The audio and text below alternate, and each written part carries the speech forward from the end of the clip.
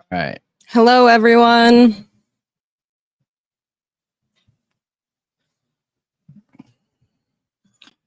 All right. Time to turn it on. Welcome, everybody, to another episode of the True Crime Talk Show, brought to you by Thought Riot Podcast. My name's Brendan. And I'm Malia. Welcome to the show. Welcome. And all right, tonight should be an awesome one. I have a whole bunch of information to go through. It sounds like you brought some information too. And there is a whole bunch going on, a whole bunch of gossipy drama type stuff, but I don't feel like that's going to go anywhere. And I think there's a lot of benefit in talking about that, the subjective topics. This is live. Hello, everybody. This is live, the ultimate of all the lives, the livest of the lives. Yes, this is a live broadcast. Yes. Directly to your eyeballs. Yes, a live broadcast from not live hosts. We're just robots. It's a new Fed program. Don't even worry about it. But anyways, make sure you hit that like button. Make sure you hit that subscribe button. Make sure you turn on your notifications. I know there was a little bit of time there that some people were saying our notifications weren't coming through. We fixed that. So turn those notifications on and come hang out. It should alert you when we're live. We've been going live every day. I don't know if it's going to stay every day, but you know, we've been putting content out every day for over a year, and we're going to keep doing that. I just don't know if it's always going to be live or what we're going to do. We kind of like to switch it up until we get to a point where we're full time. Once we're full time, then I'm sure it'll become like a hard, solid, concrete schedule where I'll put on a suit and tie every day and have a broadcast table and just broadcast the news. I don't know. Maybe that's just my dream. You're gonna become the male version of Nancy Grace. Yeah. Yes, we will get that Discord link out to you. Just give us a moment. Yeah, we got it here for you. Make sure you check out all of our social media. That's how we stay in contact with everyone and keep everyone updated. Make sure you guys aren't bots, and we love to keep you updated with the news on the social media. So come hang out with us on everything. We are /Thought Riot Podcast, /Thought Riot Podcast, except for Twitter. On Twitter, aka X, we are /Thought Riot Pod, POD. Twitter does not, aka X, does not allow enough characters. So we had to shorten it up, and that's okay. It's growing, and actually we get a lot of viewers. I think we got a few hundred views on the last live stream on Twitter. I think we got like 700 or 800 views on Reddit. We get, I don't know, too many to count on Trovo and the South Korean streaming platform. But yeah, things are going really good. And I'm just sharing that with you guys because I want to be able to tell you guys thank you. So it is all you guys, and we appreciate it. And we love that you're hanging out here with us, and we're going to continue to do it. So yeah, what do we want to get into first? I feel like we've been starting off all of them lately with Sebastian Rogers, and that fit. I had a couple friends that had the last name Roberts, and everyone called them Roberts. So every time I go to say his name, by habit, it just like comes out of my mouth as Roberts. But Sebastian Rogers, because it is a time sensitive topic, you know. So yes. What do you have today? Well, first I need you to pull up Twitter. So I saw this come across my feed this morning, and I was like, what is going on? And it was YouTube is where I first saw it. I saw this video pop up and it's titled, which I'll send you the link too so that you can pull this up, because it's, I think, important to listen to some parts of it. But I listened to it early this morning and nobody was really talking about it yet, except for apparently Jennifer Coffindeffer. So go to our bookmarks.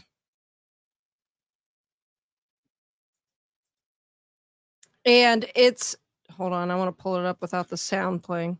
It's entitled Sebastian Rogers, Christopher Proudfoot, The Call. And I was like, The Call? What does that mean?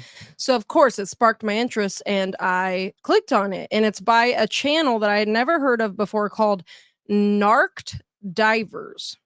And it's a man standing like over the bed of a truck. Here, this link, you can, I just want you pulling that up so I have a couple tweets that I want to show in a minute. They should be at the top, no? I mean, what's at the top is... that's it. That is, yeah. So now you could probably just pull it up in our YouTube, actually, if you just press YouTube. And you press history in the first video that pops up.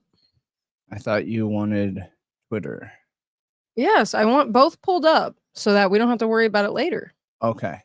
Gotcha. Right there. It says now playing. Yep. Okay. So this call, this man is here, scroll down and we'll share of this video first. The description. Yeah, but okay. It's just a lot harder. What? Okay, what? Why don't you read the description? Because you can't see it on here anyway. Okay. So the description says, hello, everyone. It's Trey. Initially, I hesitated to share this conversation between Christopher Proudfoot and me. However, upon careful review of the call, I realized the importance of transparency in the search for Sebastian Rogers. Tennessee, where this call took place, follows the one-party consent rule for audio recordings. Meaning Chris did not know he was being recorded. Okay, so my decision to release this conversation. Back that up. Say that one more time. Tennessee, where this call took place, follows the one-party consent rule for audio recordings. Yeah. Why does that mean that Chris doesn't know he's being recorded, though? That just means you only need one of the people involved in the call. I mean, I think I just want to clarify when we're covering news sources that the one-party consent rule doesn't mean that both people know or need to consent. Both people could know, but you only need one person to consent. I understand that full and well, but you guys will see in a moment in the video. I think it's apparent, especially with that being stated in the description, that Chris didn't know, because that's been a question I've seen thrown around in comments. Like, did Chris know he was being recorded in this? I believe it is my opinion. He didn't know. And I feel like that being cited in the bottom of this is an indicator of that. And in addition to just the way this video is being recorded, because if you have a modern day phone, it makes more sense to just like pull down the thing and screen record. Like, why didn't they do that?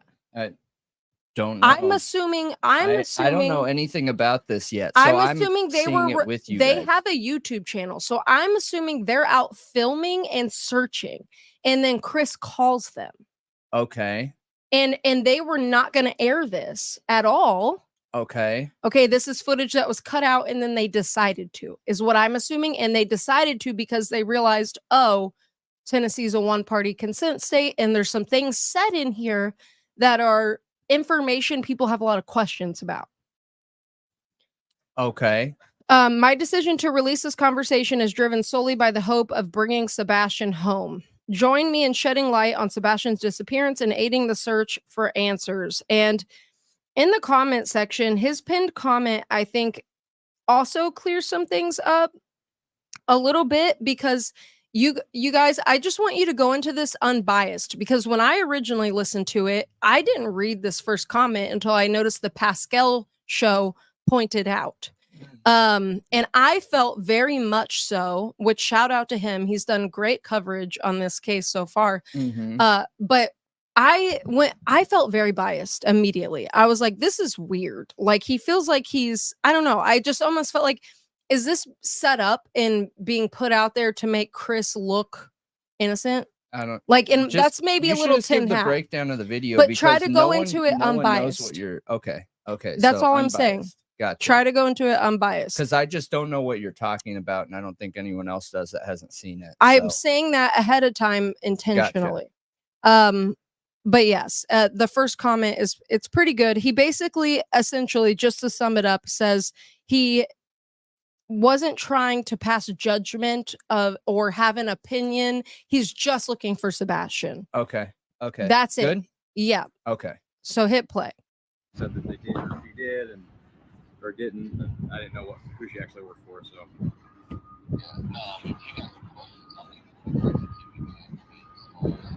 Yeah. Well, there's a lot of BS out there. People saying there's no dogs in. That's what. And that. What? Just to preface this, and you can hear, it's really hard to hear. So if you can put share on the link after. If you, you should, you should. But if you can listen to it with headphones, that would also really help because it helped me be able to hear it. That's what I heard, and then I read it. I read the article from the actual news, and it said that the dog got a scent that they from an article clothing or something, and then they tracked all the way here, like several times. Well, here's you a better one. There was the dispatcher. The call got released from the dispatchers to the deputies and the responding units. In that release of information, you can clearly hear the dispatcher and the cops all saying the dog's got a scent is over here at this pond. Okay. And I mean, for people to say no, it didn't. Now you're bullshit. Yeah, and that's what. Deputies said that shit in the dispatch.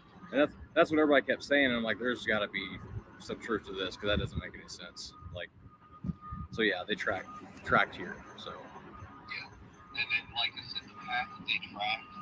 So ours, if you're in that subdivision, directly the next subdivision over to the left is our subdivision. Okay. It's called Victoria Place. Okay. The scent that they got, as soon as you turn in our subdivision, you're on Kelly.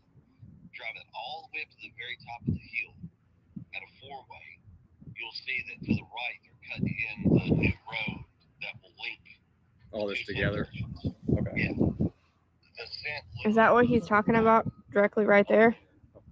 Oh. So a track. Yeah, there was no question. The dogs were all there. Yeah, it was 100%.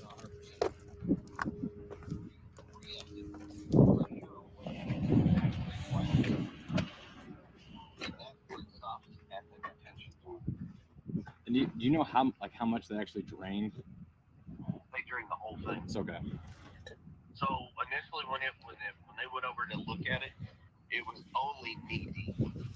From the picture that you showed me, there's a lot of new runoff. Yeah, that's what where they're cut. Yeah. Trying to figure out. I was like, I don't know how shallow it was before or after. Yeah. I'm 5'9", and it was knee deep. Okay. So and they even drained it and still walked it. Okay. So they actually walked it. I didn't know that. Yes, sir. Yes, sir. And And that is actually information that was told to me by law enforcement. Yeah. So they actually. Because I went on being law enforcement, they can put me in a vehicle. Right. Drove me around and showed me a bunch of stuff. I'm the only one that they've done that with. Okay. So I can actually give you a little bit more information than what everybody's out there running their mouth. Yeah. No, I'm not going public with it. No. But honestly, I'm tired of the BS and the rumors. That's what I kept trying to tell everybody. I was like, it's, the kid. I said he left the house, and then the internet went crazy with rumors and speculation. So you guys can obviously see this is really difficult to hear unless you're wearing headphones. So we'll only play that much, and I'm going to drop the link in the chat so that you guys can look it up yourself after the show and listen. I'm going to pull up the transcript right now so that I can read from it and we can talk about some things that were said. So right there, I think was the most important part of all of this.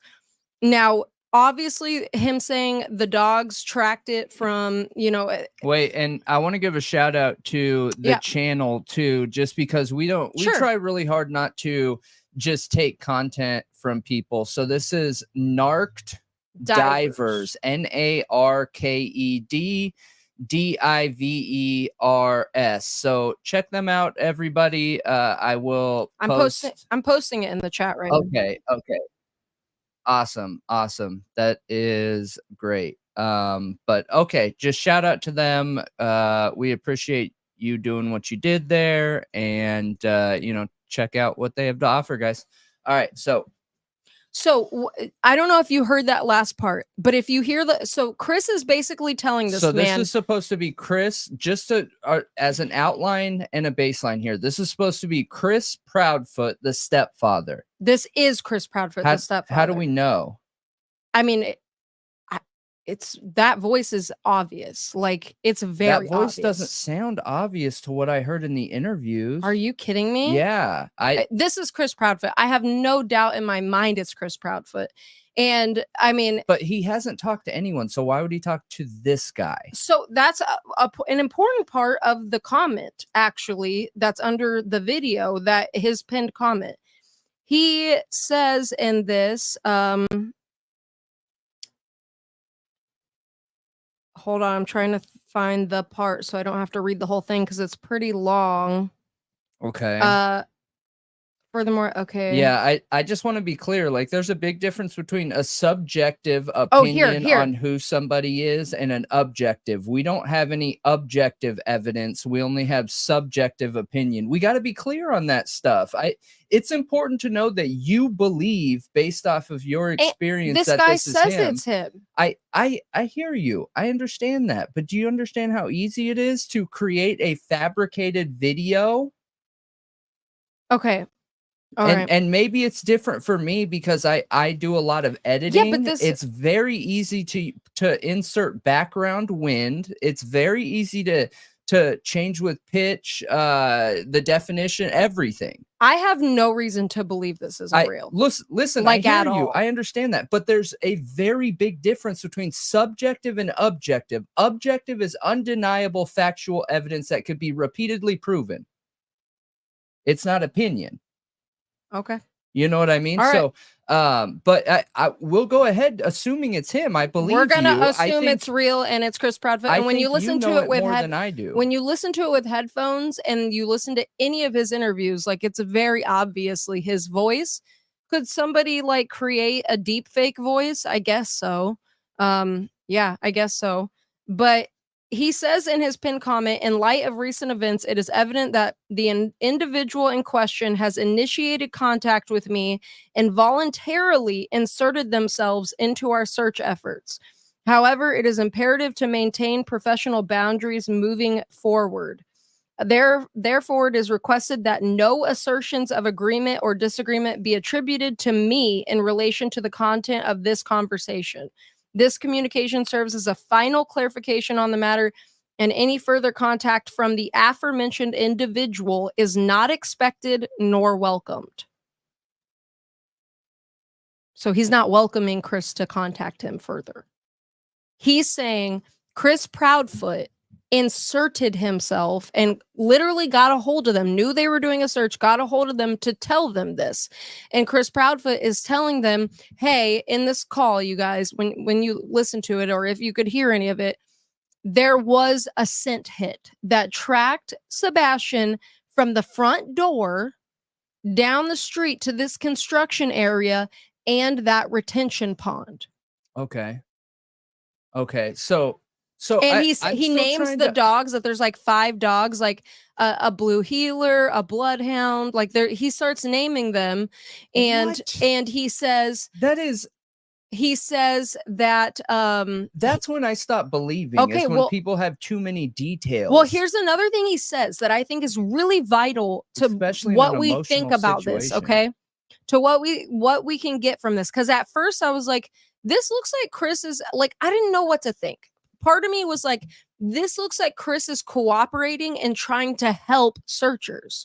And then the other part of me is like, Is this a manipulation tactic? Like, is this put out to make him look better, to make it look like he's helping? And then I started thinking, that part is really weird where Chris says, I'm the only one the cops have let ride along with them.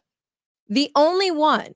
So I have more information than everyone else, and I can help you more than anyone else because everyone out here is spewing BS. That's basically what he says right there. Everyone else out here is spewing BS. I got the down low on the information. I'm the only one the cops let ride along with them. And I was thinking, that is really, really interesting. Why is he saying it like that? Why is he saying that at all? And if that's true, that he is the only one the cops have let ride along with him, that's a bit weird. Considering Seth has been out here pounding the ground looking for his son. You know what I mean? Everywhere. So involved. Chris hasn't been involved hardly at all. So why is he the only one to do a ride along? If he is, you got to remember, none of this is confirmed. Well, I feel like that's what I mean. I understand that. And you don't even need confirmation because for what I think this is, or at least I'm speculating this could be. Okay. Why would they sacrifice their investigation? My thoughts on this is, it's hard for me to say. I mean, I have two sides. Either he really likes being in control at all times and taking control of situations, even if that means misleading people, or he's intentionally misleading the search. I mean, okay. It feels like control. This needing this to control drives me mad lately because of how gossipy and drama and everything it is. And it's very hard when there's an emotional connection. And I don't think I bet you anything based on our demographic that watches our show, most people that watch us have kids, okay? So if you have kids and you see a child missing and you're within the average demographic of a parent, I think you would have a hard time not connecting to the story, right? Now, when you're looking at this situation and understanding that, and you have a connection with this situation, every little thing makes you emotionally jump. You know what I mean? Oh, could there be something? Sure. Could there be something? Because I can't imagine being that parent and having my child lost. You know what I mean? Yeah. And I think in these situations, it's very easily manipulated and subjective in the blink of an eye. Okay. And this call is a great example of that. Just because something's subjective doesn't mean we shouldn't talk about it. I think we should talk about it. It is super interesting that this video has 30,000 plus views and a lot of people think that it's Chris Proudfoot, right? And it's interesting and needed to be talked about why we can't. I wouldn't bet my life on it being him. I just wouldn't do it. I would not bet my life on anything without objective, actual, factual evidence. That's just how I make decisions. Like, how could you be convinced this video is real? Pulling cell phone records to prove it actually came from his cell phone at the same time that this call is receiving this. A video evidence of him. I mean, a voice, in my opinion, is not enough, you guys. I'm sorry. But I just have enough technology experience that if there is audio video evidence coming from a technology device, I need objective, undeniable evidence that it's them. Otherwise, it's always going to remain up in the air. We can proceed with the assumption that it's him, but it's always going to be a little bit up in the air. All right. Yeah. I don't know. Why would they come out with that fake video? Why would they make a fake video? I have no idea. And it's there's too many question marks in this. One thing I think is an indicator of it being real is that their pinned comment is written almost like a legal disclaimer. Yeah, I hear you, but that makes me doubt it, not believe Oh, it. not me, because I think they're nervous about posting it. I hear you, but and I think they're trying to be smart about it. Right. I got you. I'm always looking at the situation of, okay, if I wanted to put out a video of this nature and I wanted to fake it, how would I do it? And this is one way that I would do it, right? Is I would make it seem like it's working in their favor. Now, what's interesting, the one thing that makes me not believe that statement is the fact that he said he's not welcome to reach out to him. So a lawyer would never say that. That's just dumb. No one would ever say that. The only way that somebody's not allowed to reach out to you is a protection order, okay? Otherwise, nobody can control anybody on whether they're allowed to give you a call or not. So the fact that that's put in there, in my opinion, that shows there's at least some level of manipulation when he was previously willing to take a call from him. That's my only concern. That doesn't mean that's what it is. I'm just telling you where my mind goes in the worst case situation. I try and think of every situation on a scale. I have the worst case situation. I have the best case situation. And normally it's somewhere in the middle. But in order to be able to share my opinion, I got to be able to share both sides of those coins and understand that reality is probably somewhere in the middle. I'm not making a commitment that it's not him. I don't know. And I think it just needs to be understood that without actual factual evidence, I think that's a fair assumption. Okay. In my opinion. Okay. Because here's my thing. So when he's talking about the lake being drained or whatever, nobody has that information. How can we verify that's true? We don't know that. Nobody has that confirmed. The police have said that retention pond was drained completely. So, where? I mean, I can go look, but I'm pretty positive it's been stated. They haven't. So what? They have not. It has not come out in an official document. That's why I'm highlighting the difference between a subjective topic and objective topic. Unless law enforcement comes out and physically says, hey guys, so we drained the lake at this time, drained it to the point where we're able to walk in it, okay? Which is interesting. I would need a tiny bit of question and doubt there, okay? Because you normally can't just straight up go strolling into a lake when it's been drained. Is it what's the purpose of that lake there and things like that? But again, it's a retention pond. Okay, I'm being like critical here, okay? I'm just sharing you guys on my critical mind. But when I look at this, law enforcement, I would expect law enforcement to come out with a statement saying, yes, we drained it on this day. We walked it on this day. We had the dogs hit on this day, right? So evidence from them is not actual factual evidence because they aren't the ones who could have done that. That's all I'm trying to get at. I think it's important to talk about this. I really do. But I don't want to add to people being misled. I don't want to add to that, I don't want people. I want people to be able to watch our content and understand that when we're looking at a situation, we're at least going to be able to look at it from both sides. Because I feel like there's always two stories, right? When is life ever one story? I don't know about you, but that doesn't happen with me very much. There's usually always two stories. And reality is the third story somewhere in the middle. You know what I mean? Sure. But, okay, so share your thoughts, though. Okay, under the assumption it's him. I mean, I went through a bunch of my thoughts. Maybe should I read the whole pinned comment under the video? Do you think that's important? Since it sounds almost like a legal disclaimer. I mean, it does clear some things up. I mean, you can read it. It's interesting. I mean, so he says, regarding the recently disclosed video conversation, I feel it is necessary to clarify certain aspects and express my position unequivocally. Firstly, it's imperative to underscore that the release of this conversation serves solely as an act of transparency on my part. It is not intended as an endorsement or agreement with the content discussed therein. My involvement in the conversation was primarily driven by the pursuit of understanding various perspectives and developing my own thought process. Any semblance of agreement during the conversation should not be construed as a definitive stance on my part. Furthermore, I wish to emphasize that I do not claim authority to pass judgment on matters of guilt or innocence. Rather, my focus lies in discerning the nuances of character as evidenced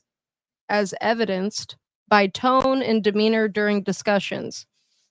In light of recent events, it is evident that the individual question has initiated contact with me and voluntarily inserted themselves into our search efforts. However, it's imperative to maintain professional boundaries moving forward. And, you know, that's where he says, like, after that, what I already read, that further contact is not expected or welcomed. So I feel like the reason that he is saying that in the comment is when somebody like me, when I initially watched this conversation, I thought he's agreeing with Chris Proudfoot. That's what it sounds like in it. He's like, yeah, you know, I don't go off of speculation and rumors. This is what we know. I think Sebastian left. He literally says Sebastian left the home, like on his own accord. Yeah. And I think he's trying to backtrack that a little bit because he knows there's questions here, and he also knows there's a lot of people believe that Chris and Katie had something to do with it, and he's just trying to remain in the middle and neutral to the public. Maybe. I got to be honest though, me personally, no matter what he said, I wouldn't hold him accountable to that. Let's say I was doing private investigator work, which I have done before, and I'm investigating a person, okay? A person. I am going to tell that person what they want to hear so that I can understand what I need to understand. You know what I mean? Sure. So by habit, human beings will support the person in front of them. That's why a lot of people feel a difference between talking somebody over the phone and in person, because it's built into us to mimic the people in front of us. It's almost against our nature not to do that. So when someone's talking to you optimistically, positively, and, you know, in a tone that's welcoming and greeting and nice and calm and everything in between, by habit, we want to mimic that, right? So on the phone, it happens too, just not at as great of a level. So on the phone, I hear a normal conversation of two people talking together. One person is kind of leading the conversation with the evidence and or information, and the other person receiving it is the one saying, you know, you know, and just reaffirming the things that are coming out of there. So maybe that's put there to backtrack it. I'm not really sure. Or they could just be nervous because, one, here's my question. How did Chris Proudfoot get this random person's phone number? That's my biggest question. How? Reach out to them on social media. Maybe he saw on Facebook or something that they were going to do a search that day, and he reached out. Okay, and said, so can I call you? 6.01 subscribers. So we aren't big, you guys. Thought Riot Podcast isn't big at 20,000 subscribers. All right, like big is considered 1 million or above. So it would be shocking with the amount of coverage that this search is getting, that this crime is getting, that he would be notified in that area. He wouldn't be notified. Chris Proudfoot is in the search groups on Facebook, the groups where they're talking about Sebastian's case. So if he posts in one of those groups, he could message this creator and say, this person, and say, hey, can I call you? He could be calling him on Facebook Messenger for all we know. Okay. So I don't think it's with how big this case is on Facebook and how many cases get big on Facebook within these Facebook groups, it's not far-fetched to me at all that somebody, especially since there's a lot of people talking about this case, but there's only so many people traveling there and looking themselves. Gosh, I don't know. I've seen quite a few people that have traveled out there. I agree, but it's not. And you know how many people a day probably go to that area? But not professional divers who are content creators. There's a reason he would want So, to reach out to them. right. And I understand that argument. However, you just got to be careful of the logical fallacy that because I am this, therefore, either A, I am right, or B, this is true. So I just am surprised. That's all I'm saying, is I am just surprised with it. Look. And I think it's important to highlight both sides of the coin here. I think that's the only way that a real investigation gets done, right? Is you got to understand not only the social perception and information, but you also got to understand the objective information and data, right? So in this situation, I'm just trying to play the flip of the coin here. I understand that. And I personally I am the last person to commit. Okay. I have lost a lot of money on the stock market because I wait to commit till I know, you know what I mean? Till I have like a 90% success rate in what I'm committing to. Some people don't. And I've lost out on a lot of opportunities doing it that way. But I think that's also a good explanation of why I look at things this way. You know what I mean? Yeah. So and Cynthia said there's voice testing to verify somebody's voice. So what types of testing could be done? I mean, we have it. We have voice and image. You have it. I mean, I don't know anything about it personally. Well, it's in here. Okay. So it's literally on the editing computer. I didn't know that.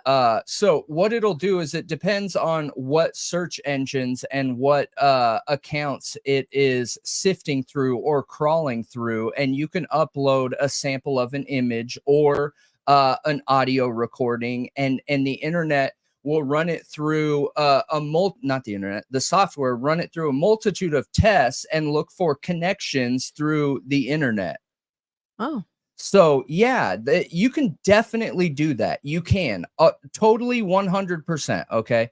But I just want to share my concerns. That's all. 1, how do we know this is real? 2, how do we know the information that the family members are saying is true? 3, how do we know that he wasn't given a suggestion to reach out and say this? 4, you know what I mean? There's a bunch of question marks that I think are really important in cases like this, because in my opinion, if we're talking to viewers and maybe some people live in that area, right? And they want to go search, I think it's important to highlight these areas and concerns and things for people to look out for and watch out for. You know what I mean? Sure. Yeah. And huge shout out to Tarek. I hope I'm not saying that wrong. Is that how you say that? Tarrok? I would think so. Right? Tarek, yeah. Yeah. I think Steelhawk. I should have just said Steelhawk. Sounds so much cooler. But $20 super chat. You two are the best. We appreciate that.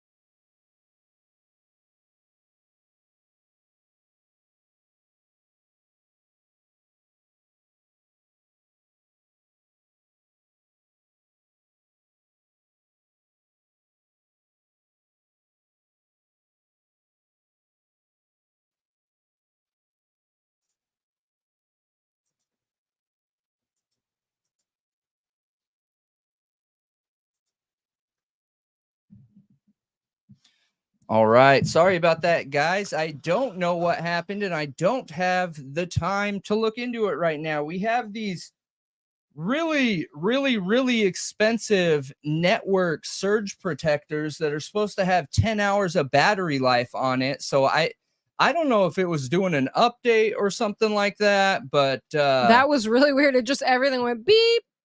Yeah. And it turned all went blank. It was really strange. Yeah, it is weird because only certain items went out, not others. I know that never happens. Yeah. So, but going right back into what we were talking about here. So I don't think we finished saying thank you, but thank you, huge thank you. We're super stoked to have you here. Yes, thank you very much. The input. But yeah, in a situation like this, I just think it's really important to be able to highlight the difference between the objective evidence and subjective evidence in these cases. I think it is very helpful for everyone. Yeah, absolutely. And so I'm just curious why you are confident that it's him, just because of the voice from listening to interviews. To be honest, you've listened to way more than me. I have listened to almost every interview I can get my hands on. To be honest, I didn't even think about like it being like deep fake audio and wind added to it. Like I didn't think about it being fake like that. But I mean, obviously it says it's Chris. They're in that neighborhood. They're there. And listening to his voice, like there's no doubt in my mind that is his voice. Now, could it be faked? Yeah, I guess so. But they faked his voice because that is his voice. I have no doubt in my mind. Like that is his voice. And I put on headphones and I listened to it, literally all the way up. I turned it all the way up and listened to it with headphones on, and it made it way easier for me to hear it. And also like the way Chris Proudfoot talks, the words that he uses, to me, it sounds very much like him. I hear you. My concern is I appreciate the person who shared this, okay? And I'm trying really hard. That's his own footage. Yeah, I'm trying really hard to reserve my opinion because I don't want it to come off sideways if it really is authentic, okay? But my other concerns, and I didn't share this initially, and I don't mean this in a negative way. If for some reason that creator watches us or sees that we're talking about their video, okay? Whoever was holding the camera didn't make very good decisions for recording. So they were pretty far away in a windy area. The camera isn't the microphone doesn't have the, I'm having an ADHD moment. The windbreaker cover that goes over the microphone. So like a lot of things are set up in this video to make the voice very hard to hear. Now, can that also happen in a situation where this person's like, wait, oh, what? You're calling me? You know what I mean? And oh, shoot, turn on the camera, do this, do that. You know what I mean? And it could happen that way. And another thing is the person on the phone isn't paying attention to intentionally staying within talking range of the camera too. So and let me just say, I know nothing about this channel, okay? I don't know how long they've been around. I was actually just going to try to look to see if I could find that information. I did want to mention, somebody said that they have their phone number in their about section of their YouTube channel, and that is true. Their phone number is in the about of their YouTube channel. Now, This says in their about that they were established in 2013, and they're an altruistic underwater search and rescue or search and recovery. That's very important. Sure. Search and recovery dive team, aiding families of missing loved ones at zero cost. Our divers skillfully recover lost items. You can imagine the items.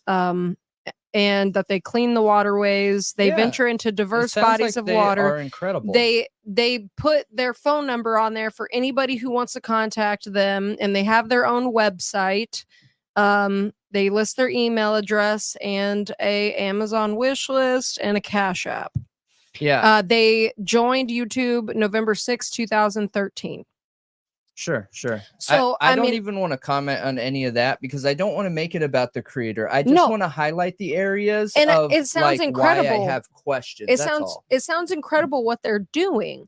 Now, the reason I brought that up, because I'm bringing this up based off what I think, and I think it's authentic, and I have no doubt in my mind it's authentic. And I think part of the reasons that they didn't, what you're talking about, like, why did they not have a wind cover on their mic? Why weren't they making very good decisions? When recording and things like that. No, not necessarily. When recording, like, why wasn't it recorded well?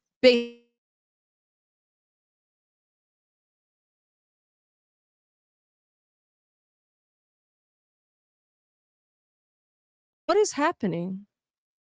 Are we okay? Mm-hmm.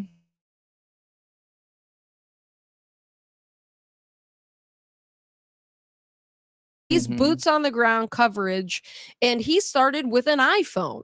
Yeah.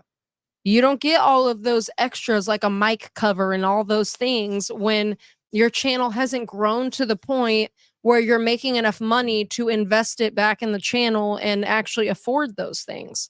And they're doing this for free. Yeah. So I don't know, like, they could just be using an iPhone and filming things as they go, and this was an unexpected phone call that they just didn't know was coming. They just got a message, maybe again on Facebook Messenger, and you know what I mean? Like, I feel like it could just be a very nonchalant, not everyday thing. They weren't planning on putting this out to the public. So why do they need to make sure they're recording it perfectly when they're not putting it out to the public? Yeah. No, I think that's a good call out. I do. I think it's a good call out, but I'm just saying that, those are the things that I highlight. Just because I highlight problem areas doesn't mean they're nefarious.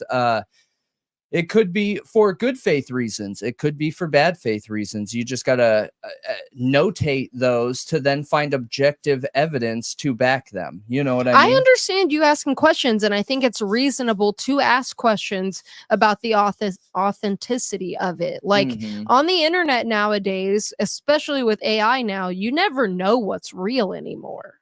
Yeah. Like, I have seen some fake things that are absolutely incredible. Like, if I wasn't told that they were fake, I would have thought they were real. So I think it is valid to ask those questions. Yep, for sure. Absolutely. The real question is, again, I go back to why. Why what? Just why call into them if it's him? Like, why? That's exactly my point. Because here's the thing, he's high. Okay, if you're going to call into somebody because you're trying to give the best bang for your buck, okay, you're going to call into somebody that has a larger following. A multitude of people are covering this that have a larger following, so it's interesting that these people got picked. Well, I don't think that's why he's calling in. Maybe I need to go swimming in that lake there and dive myself. Okay. You know? Okay. Why did he target a diver? Here's a couple of my thoughts. Could it be that he's calling them to try to keep this search narrowed in on one area because that fits the narrative that Sebastian left of his own accord? If there's a scent trail going from the front door to this retention pond, that means Sebastian left of his own accord. Is there a benefit to them continuing that narrative? That doesn't necessarily mean that. Well, he could have left of his own accord to meet somebody. Yeah, absolutely. But he could have not left. And he could have also been not manipulated out of the house, leaving on his own accord. The likelihood that he went out of the house without shoes on with his history and past and everything else. I doubt that. And I listen, there's a lot of content creators and people coming out right now that are saying things like, we need to look back into the birth father, or we need to look at all three people unbiased and equally. And I agree with you. However, when I do my tally on who has the most red flags based on their decisions and the surroundings of this case, listen, I'm sorry, but the birth mother and stepfather have by far the most red flags, okay? So that's where my focus, opinion, and search when I'm digging into a case is fluid. It's fluid based on who has the most red flags in that situation. You know what I mean? So I just keep going back to, why would he leave barefooted? I really don't know. So if you could pull up the Twitter post. And how do we know the dogs got a hit when everyone else is saying they didn't? The police are officially saying they didn't. So can you pull up that Twitter? Because that's what I want to play. So Jennifer Coffindaffer, she posted on Twitter, and look, I know there's mixed feelings about Coffindaffer. She's great for certain bits of information, especially on Twitter. I support Coffindaffer. She's good. I do too. And I don't agree with her most of the time, but I support her. Supporting her does not mean you always agree. Is good. Yep. So what are we doing? So can you hold on? Press show more. What? Where? What? Okay, just give me the. Okay. I need to find it. Show more. But yeah, Coffindaffer, we have a lot of, I always got a stress ball or Slinky or something. It helps with my ADHD, you guys. So Coffindaffer, attention on any case is positive attention. All right. There's that old saying that, what is it? All media is good attention or whatever. I support that in the true crime world. And when we're looking into cases, even if her opinion doesn't match mine. And part of the reason why it doesn't bother me that much is because A, she brings a lot of attention onto these cases, and B, our judicial system and the general public are actually the people who determine whether somebody is guilty or not. You know what I mean? So like, I'm literally on the opposite side of the opinion scale with her on most things, okay? But it's important to be able to come together with people, even people who don't agree with you, even people that don't agree with you on anything, whether they're personal choices, life choices, professional choices, anything choices, you know what I mean? Yeah, there's also the Idaho 4 case is one case I just can't even with her. Okay. I just can't even. But there's other cases that I wholly agree with her on.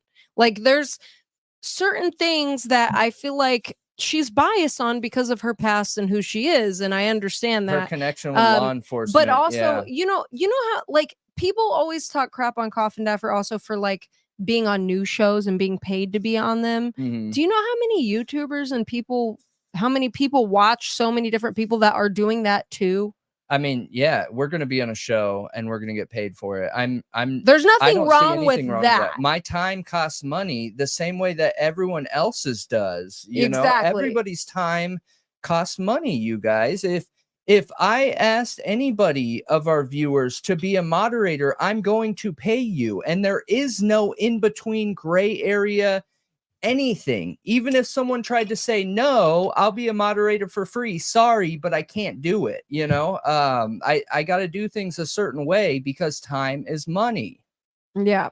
And when you're a moderator, you officially go from just fun viewer to like, I expect you to do what you got to do. You know? And I think it is possible that she could be fed misinformation sometimes and be spouting that out without even knowing, because I think she still has connections. Okay. She gets information that's not always readily available. That's why no matter who you're watching or listening to, we always advocate to think for yourself and do your own research and don't just believe it because it's said. whether we say it. We don't want you to believe us. We don't want you to believe Coffin Daffer. We don't want you to believe anybody. You just have to look into it yourself and come to your own conclusions about literally everything. Yeah, it's just the way of the world. It just is. That is what it is. So she actually posted, I didn't know this, but she posted that video of the narked divers. And she was talking about it because it's this whole thing about the dogs catching a scent in Sebastian's case has been such a big point of contention. Like, was there a scent or wasn't there a scent? Is it really that hard? Why can we not find out? Like, why are the police saying there wasn't? Why is Chris saying there was? You know, even Seth in the beginning was saying that there was, and then he retracted that and said, well, actually, that's not true. So she ended up posting this and like reposting her post from earlier about the narc divers thing. And I can't see it. I need to be able to see it. Okay. Well, I was just waiting until you're ready to read it. So you were still talking. I am ready to talk about it.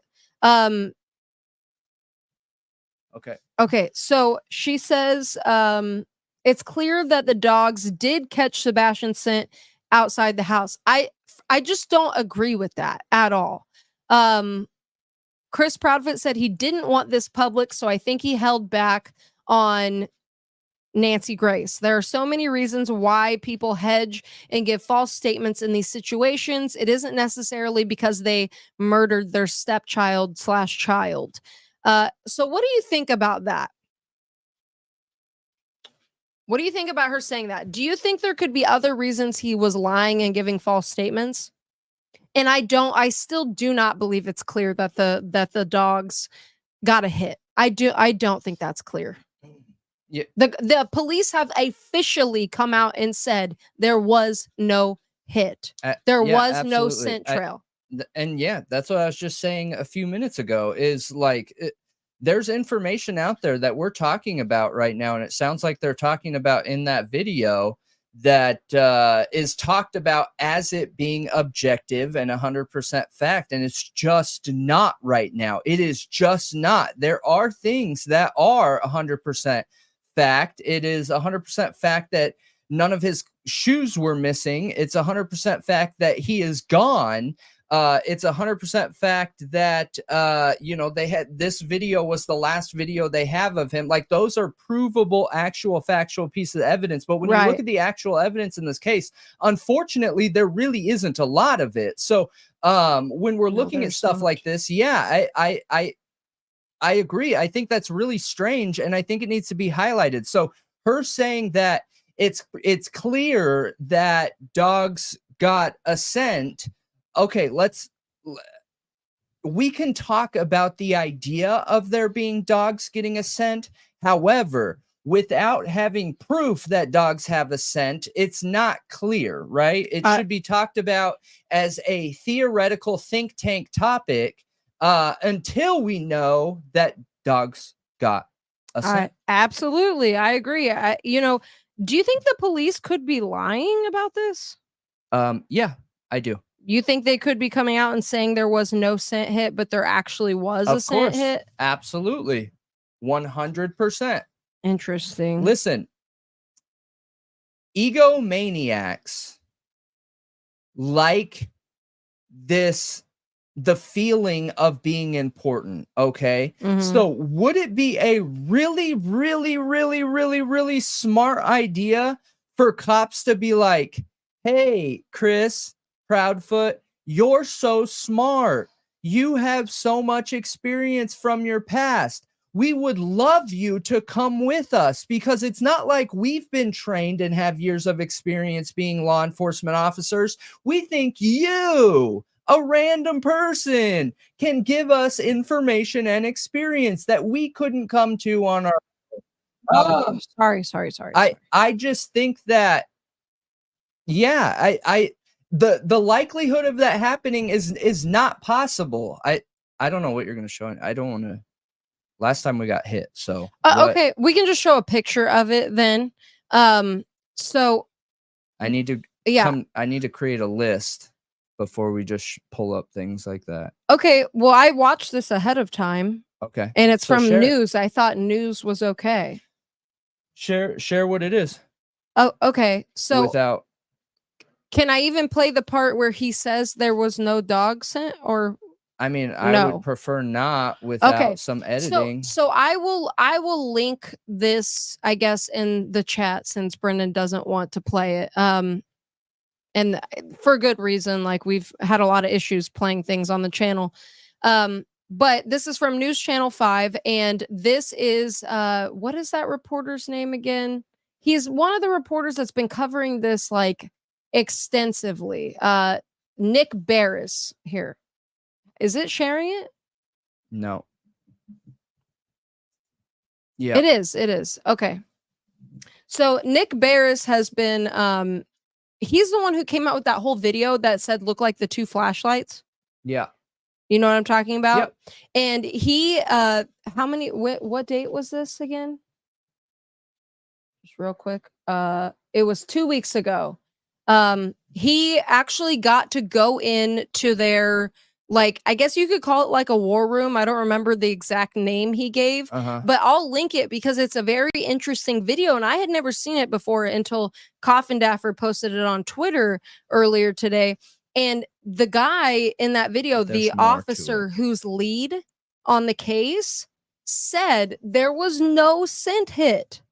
Yeah. I mean, yeah. And they I show think that we've determined that. So like if this is supporting that there's no scent hit, I don't think there's a question. It is supporting it. Yeah, I'm saying that I feel like we've already proved there's no, because it's an interview. Not that there's no scent hit, that we have no confirmation of a scent hit or not. Well, he directly says there wasn't. He an investigator? Yes. So he's part of the Yes, he's the lead of whatever this is. And you see that map behind Nick Barris right there? Yeah. That is a map they have, and it's huge. It's an interactive map of everywhere they've searched. Everywhere. Everything they've done. And they show it in that video. And it's really, really nice to see and like helpful. And when they talk about it, it's just a really good video. So I recommend you guys checking it out when this is over. But I thought that was important. That's the main takeaway is from that video is there was no hit. And they had a lot of dogs. And he also says another major thing in that video is that they went through the Proudfoot home multiple times with scent dogs and cadaver dogs. Okay. Which is important. And that there was a scent for Sebastian around the home, but which not should be. They basically say there's no lead though. Like there's no scent trail. Yeah. And I know that it was said somewhere, and I need to go back and find this. I know that it was said somewhere by Seth that they thought they had a trail, but then determined it wasn't real or something like that. That's when he retracted his statement. And I think we that just got to be careful what anyone is saying, in my opinion. Yeah, because Seth isn't authorities. Yeah. And we don't know. There's only one authority figure that should be saying that, and that's the lead investigators, which is Sumner County Sheriff's Department. Right.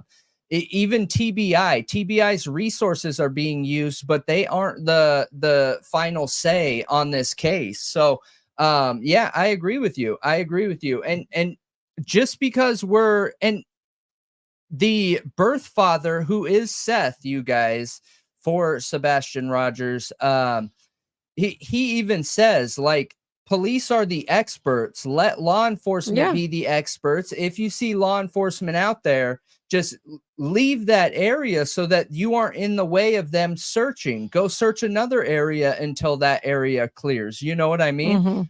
So I think his opinion and focus on law enforcement is spot on, and it's really good. And I personally feel like we should just take that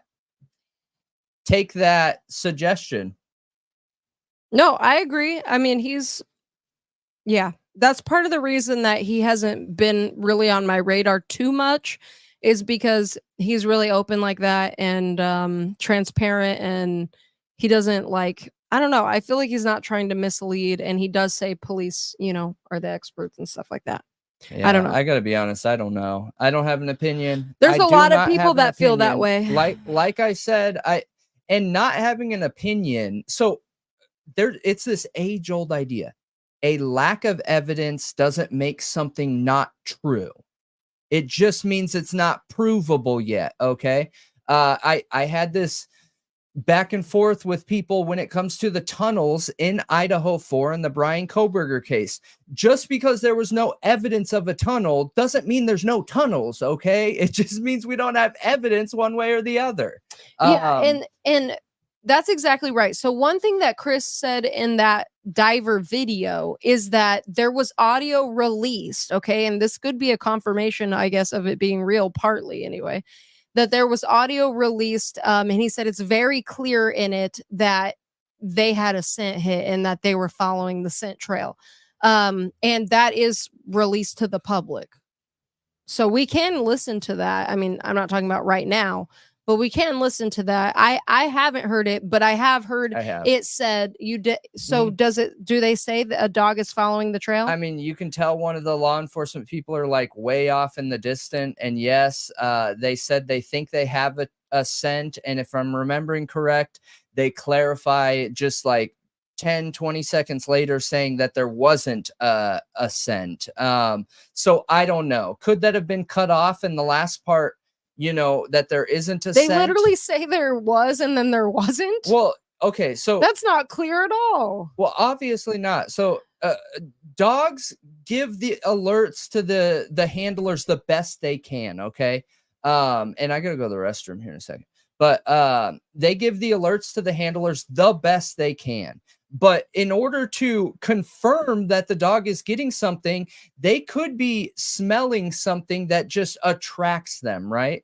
But then the handler needs to confirm that it's actually something. So, you know, they're looking for these signs from the dog, and they might see a sign because the dog wants to go this way, but he's trying to just check something out. So I don't think there's anything strange about them being like, hey, I think maybe he has a scent. And then they say, no, there isn't one. You know what I mean? But I'm going to go to the restroom and then we'll move on to another topic. Yeah, I'm not sure what to think anymore. You know, I really don't know. I'm not sure if we should trust what authorities are saying and believe that there wasn't a hit. I mean, we should, I guess, because that's what's best for the investigation, I guess, is to just believe what they're saying. Because if they're telling us there isn't one, it's for a reason, even if there was one. But I don't know. It's hard to know what to think. It truly is. The only person literally the only person that is out here saying there was a trail is Chris Proudfoot. There is nobody else. Everybody else has retracted that and said there wasn't actually a trail. So, I don't know. I really hope Sebastian's okay, you know? I really hope that he is somewhere that he's safe, he's not being hurt, and that he'll get found.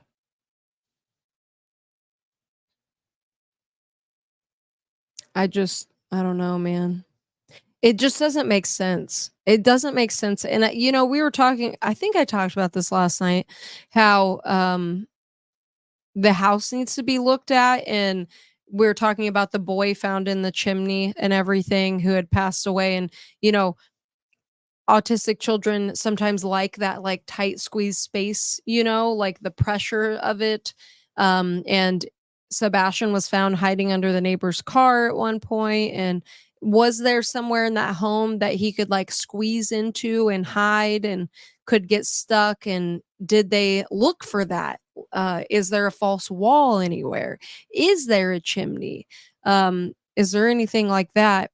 Well, if they went through it with scent dogs and cadaver dogs, I don't know. Like, wouldn't they have found something? Wouldn't you think? And yeah, I agree. I don't think we can. I don't think we should trust anybody. A lot of people have definitely jumped on the Seth train and just believed him because of his hard work trying to find his son. And I understand why some people have doubted him because of certain things. It's not my gut feeling that he's done anything wrong that could lead to Sebastian being missing. That's just not how I feel, but I'm not going to throw out the possibility. I'm fluid on my opinions with this case because there's no resolution and there's literally zero evidence. There's nothing. Big fat goose egg. Nothing. Apparently, according to the police, not even a scent trail. And I know there's some people who hopped on here and said they don't know this case or they're new. So we're talking about Sebastian Rogers, who you can see on the screen.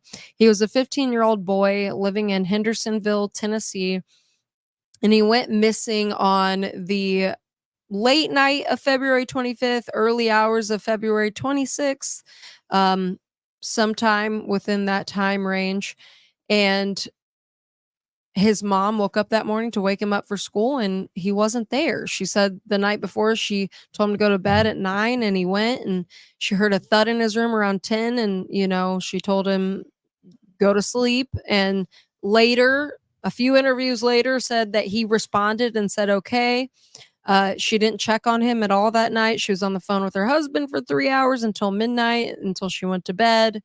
And yeah, next morning he wasn't there at 6 a.m. And she went driving around looking for him, couldn't find him. And then they made a call to the sheriff's department on Three-Way. Her and her husband, which is Sebastian's stepfather, Chris Proudfoot, who was 3 hours away in Memphis on a job at St. Jude's Hospital. He's some kind of contractor. And the mother, Katie Proudfoot, she works installing security cameras. And I find it really interesting. They had no cameras around their home at all. Like, why, when you work for a security company, would you not get like discounted security equipment for your home? I mean, I've heard that argument before. I just don't agree with it because what are your thoughts on it then? My thoughts are that there's a back end into every camera, and employees would probably know that when it's connected directly to a system, a cloud-based system, and they might like their privacy. I don't really know. I need to look into it. I am making wild claims that I don't have any confirmation for, but I'm just giving an example of things that I've seen from people who work in other, like TV manufacturers, you know, certain at home, like, yeah, but they don't have a like single type of camera. Like, they don't have a Ring. They don't have literally anything. Yeah. I'll be right back. I gotta go to the bathroom now. I gotcha. But yeah, it's definitely interesting. Definitely interesting. But I think that personally there could be a multitude of reasons. I have no idea what they are. But I don't know. I personally feel like cameras with a child are probably really important, even for when you're home, in case a child gets out the door or something like that. But that's just me personally. I've never been in a situation like this, so I don't have a lot of experience on the topic, you know. But yeah, absolutely. So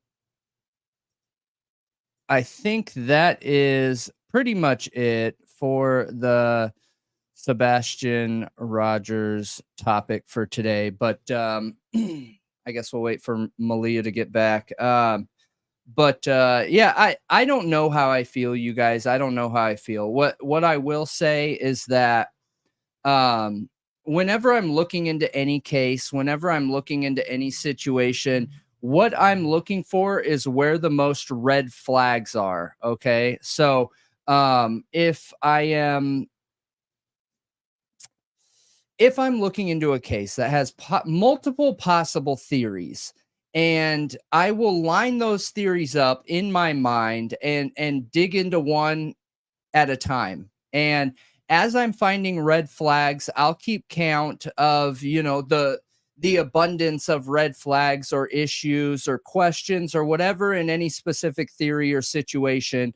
And wherever the red flags are is where I'm going to focus my efforts the most on, or speak out the most about, right? And we have a new member. All right. I think Jennifer was already a member. I could be wrong, but I think so. And I missed one previously also. So we appreciate you and welcome. And Speedy Bird, a new member also. And that is incredible. Thank you. Yeah, so on the theories though, I just focus on wherever the most red flags are, you guys. And right now, the most red flags are at the house where Sebastian Rogers was. And that's not based on opinion, in my opinion. It is based on evidence that we have at hand. Okay. So, the birth father wasn't there, and I hope that when law enforcement gathered all their cell phones, that they verified that, because that is one of the top 5 things that me personally, I would have verified is location, right? I would start with triangulation. Actually, honestly, I would probably just start with background app data is where I would go right away, you know? But you can verify where somebody is at. We've talked about with the stepfather and mother, and their 3-hour call. Okay.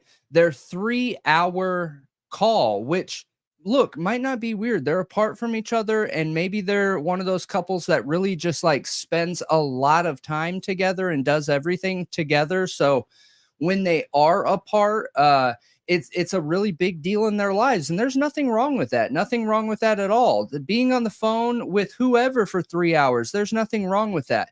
But if I was law enforcement, I would probably look at other dates that he was gone to see if that's a common practice, right?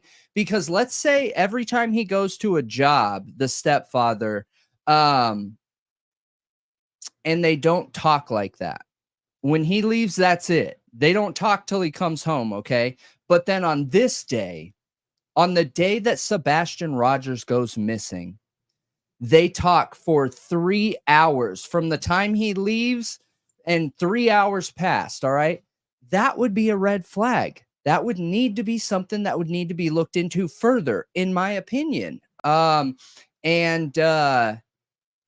The possibility that a 3-way call could happen is real. Could it have been that he took Sebastian with him because sometimes you can take your kid with you on a job or something like that, and something might have happened, and then they went into fix-it mode? I don't know. There's endless amount of opportunities. I mean opportunities for theories to run wild, right? Because once he leaves, once he's gone out of the house, anything could have happened. I know we've talked about the grandparents going to Alaska. I know that we've talked about the possibility of cell phone triangulation using a burner phone. And it's all interesting. And I think it's all possible and or probable. So if I was law enforcement, that would be my focus areas, would be that dang technology, that cell phone. I would love to know if they did that every time. I think that is a huge clue, a huge clue. Did they have 3-hour calls regularly?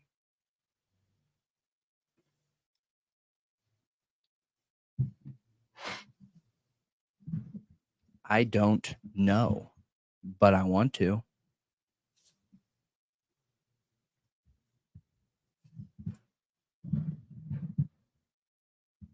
All right. And I know when I was going to the restroom, I heard you say you weren't sure if we should trust law enforcement. I think we should always trust law enforcement, especially in situations like this, until there's like overwhelming evidence that we can't, you know? No, that's not what I meant by what I was saying. Okay. Because I do think we should trust them unless we have evidence that we can't. What I'm saying is, and I was literally just asking the question, should we trust law enforcement or should we trust Christopher Proudfoot? You know what I'm saying? Gotcha. As a this Christopher or that Proudfoot choice, is the only one out here Yeah. saying that there was a scent trail. And I may not have verbalized it that well when I said it, but he's the only one spreading that. Yeah. The only one. And law enforcement's out here saying, no, there wasn't. Yeah. One thing I said too yesterday, which is interesting, is the fact that everything gets thrown on TBI right now when Nancy Grace offered the stepfather, Chris, to do the polygraph test, and Chris backed out of that and said that TBI said he can't. I know. What? TBI's not in charge. So TBI literally can't say that. They're just assisting. Yeah. And they didn't tell Seth that. Seth is doing the polygraph with Nancy Grace from everything I've seen. Yeah, it's supposed to happen tomorrow, is my understanding. Yeah. I think it's interesting for sure. Why aren't they telling him not to? If they told Chris to. Yeah. Or not to, I mean. Really weird. Yep. I think it is weird for sure. Absolutely. But all right, moving right along here, you guys. Do I have that one pulled up? Oh, I do. Awesome. Super perfect. Okay, so we are moving along. Did you have any other updates for today? The only other one that I have here on Facebook is Chris Busby saying he wanted to thank everyone, including Brothers Underwater Recovery, narked divers, who came out with this call from Chris Proudfoot, Nick and his wife, CJ, and all the people in the group for taking the time to come out and search for Sebastian and allowing me to come along. And he also thanked people for donating their money to them. That without the funds, they wouldn't have been able to come out and search, and that they spent 2 12-hour days searching everywhere for Sebastian. So, I mean, there is a bunch of information there, like on Facebook, of narked divers being there that has nothing to do with the phone call. Yeah. But make your own conclusions. Take it with a grain of salt, you know.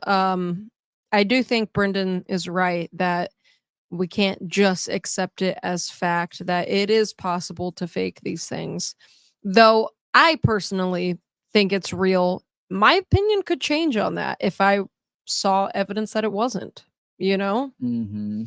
So we'll see where this goes. We want to keep putting Sebastian's face out there, his name out there. You know, one thing that I think everyone goes back to, and for good reasons, is that Gabby Petito would have never been found if it weren't for social media. Yeah. She was found because of sleuths, because of the true crime community caring and putting her face out there constantly. There's a lot of people out there constantly. There's a lot of people that don't pay attention. They're not involved in true crime. They don't care about true crime. They're not paying attention to missing people. They're living their lives and they're not looking at these things. Is that wrong or right? I'm not here to make judgment on that at all. Okay? Yeah. Some people can't have like a happy life and think about these things. It's too overwhelming for them. Other people, it's just not their thing. And I don't have a problem with that. But if we keep putting it out there, hopefully his face will get seen by the right person at the right time, and it'll help find him. For sure. Yeah. For sure. I agree. I agree. Can you share his picture one more time since I'm literally talking about it. He's not even on the screen. Slacking. But yes, if you have any information at all, please call TBI. They have a tip line. Here.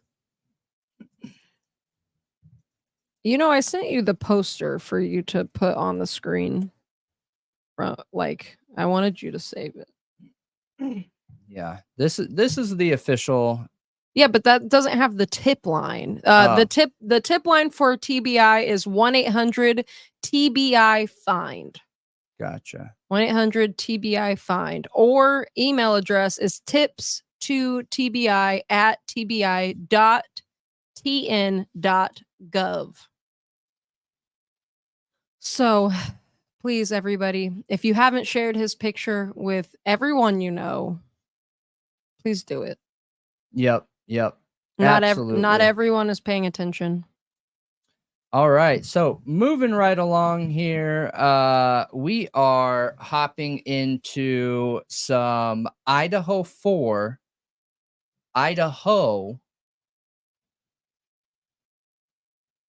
craziness. I don't even know what to call it. It's just crazy. Okay. All right. So when the Idaho 4 massacre happened with Madison Mogen, Kaylee Gonzalez, Ethan Chapin, and Xana Kernodle in November of 2022, a lot of people wondered how they got a whole bunch of FBI agents there all at once, right? Mm-hmm. So they were there within 2 days. And a lot of people wondered if there was already an investigation going on.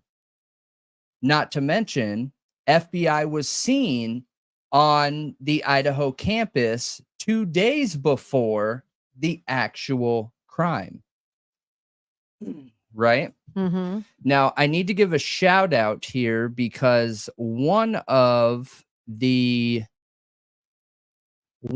thought rioters in our community actually left this comment. So hang on.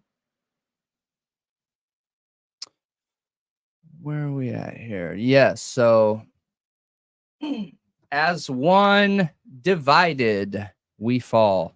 Always leaving some amazing information. Yeah, they're great. Yeah, always. And listen, so they said, very interesting. Idaho man charged in alleged terror plot, says the FBI. He's 18-year-old Alexander Mercurio was on the verge of conducting an alleged terror plot involving attacks on multiple churches in Coeur d'Alene, Idaho. Okay. Wild, right? This is him. Alexander Mercurio.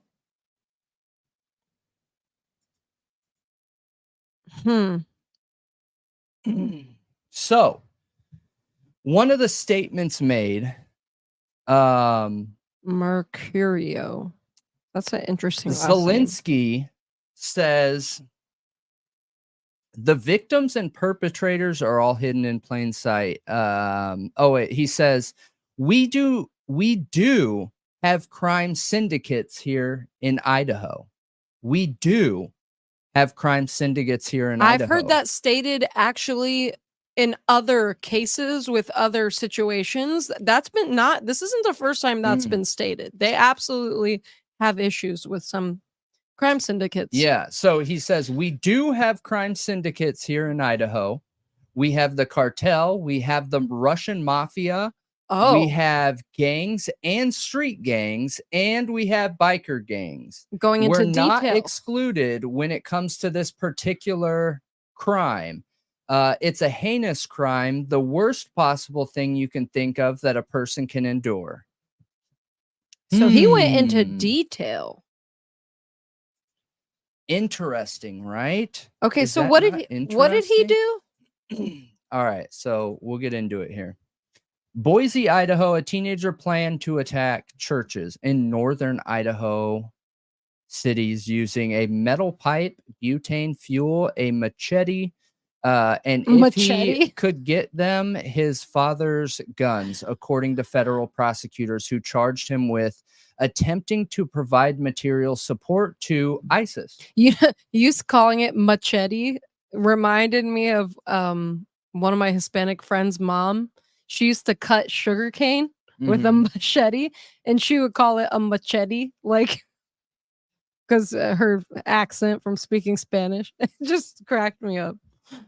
Authorities said Alexander Scott Mercurio, 18, adopted the Islamic faith against his Christian parents' wishes and was in contact with FBI informants posing as ISIS group supporters. Mercurio was arrested Saturday, a day before his planned attacks. Was arrested Saturday, the day before investigators believe he planned to carry out the attack. Court documents did not reveal if he had an attorney, and phone messages for a relative were not immediately returned Tuesday. Mercurio did not immediately respond to an email through a jail inmate email system. Mercurio told one informant he intended to incapacitate his father with the pipe, handcuff him, and steal his guns and a car to carry out the attack on Coeur d'Alene. According to an FBI agent's sworn statement in the case, unsealed Monday in the U.S. District Court. The guns included rifles, handguns, and ammunition his father kept locked in a closet. But Mercurio, who any of you guys just joining, I know we have had a whole bunch hop on from other platforms, who we're talking about is the picture on screen there. But Mercurio still planned to attack with the pipe, fire, and knives if he couldn't get the firearms, alleged sworn statement says. If he could get the key and access to the closet, said in an audio recording he gave the informant, everything will be so much easier and better, and I will achieve better things.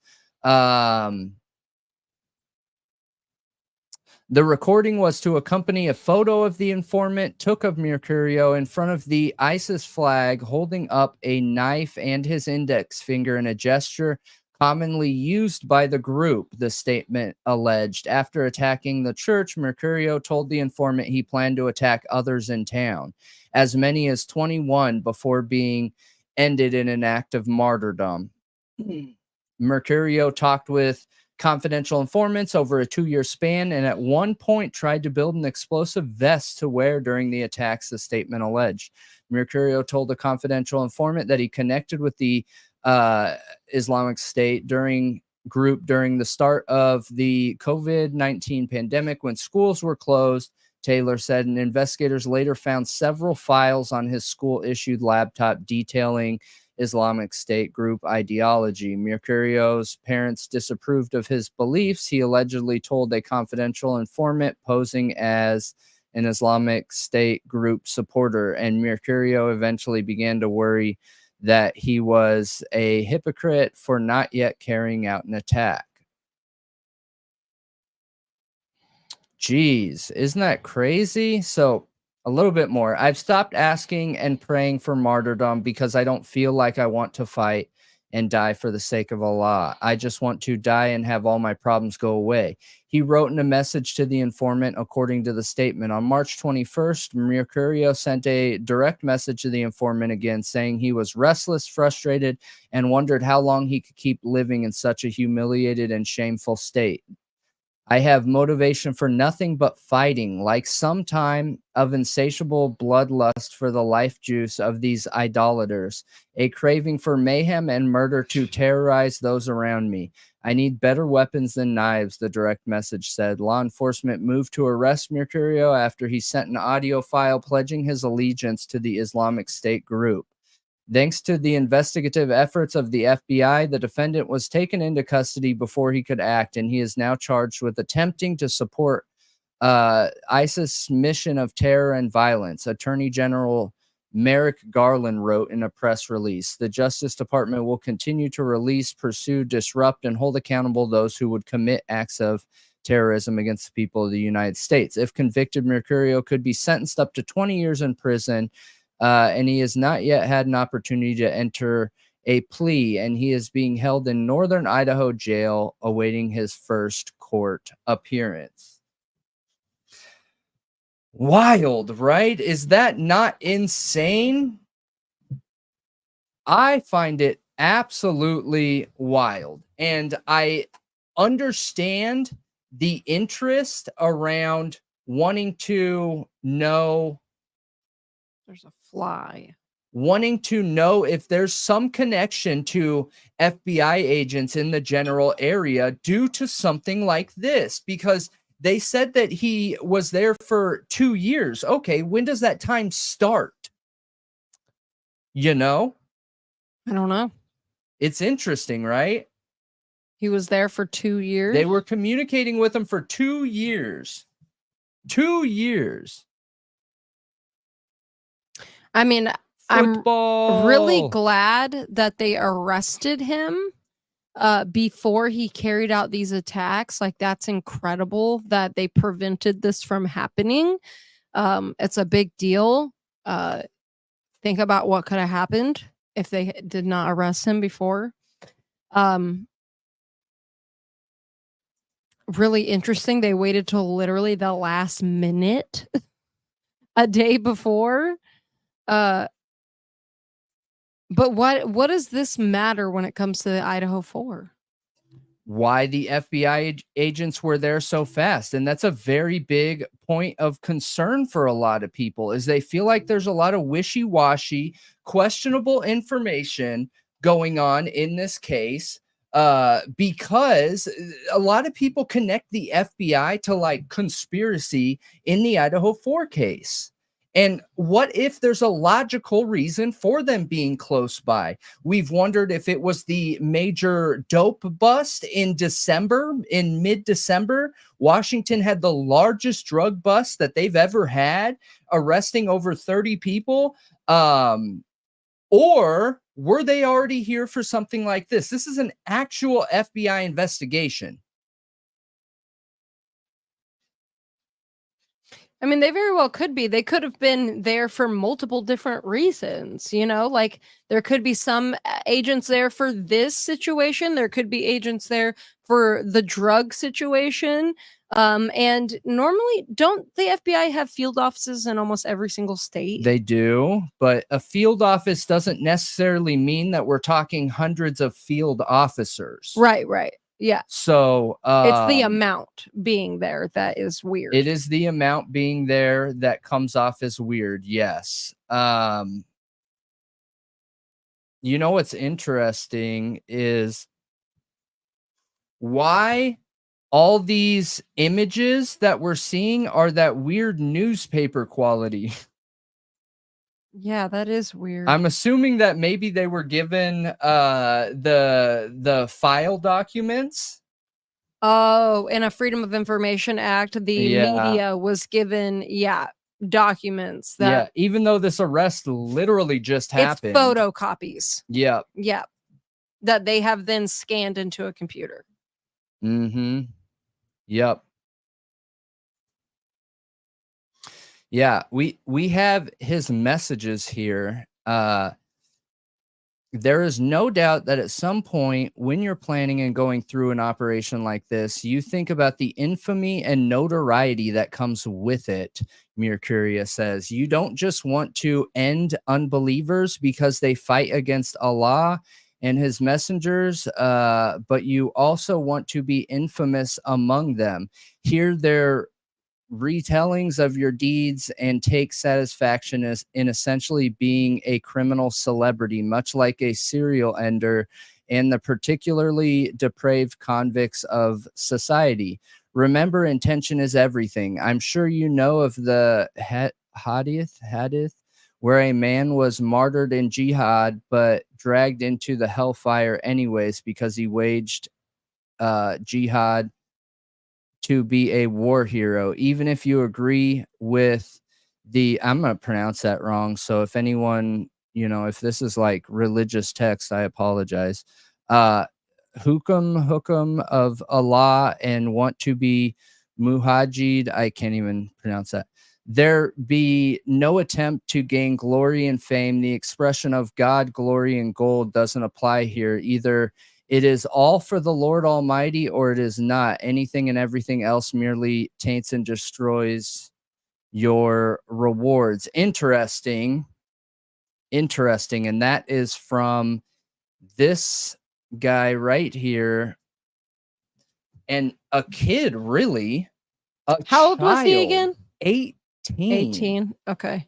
And he had been planning this for 2 years. So he started at 17, 16. I wonder if when law enforcement got involved in reading this, I wonder if when law enforcement got involved in this, if they knew how old he was.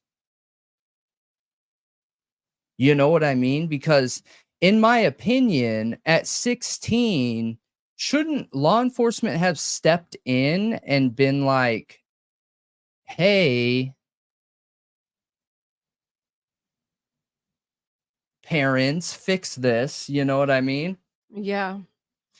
Oh, I mean, I think he was involved in an organization. And at that point, they're not going to reach out to parents and say, hey, fix this.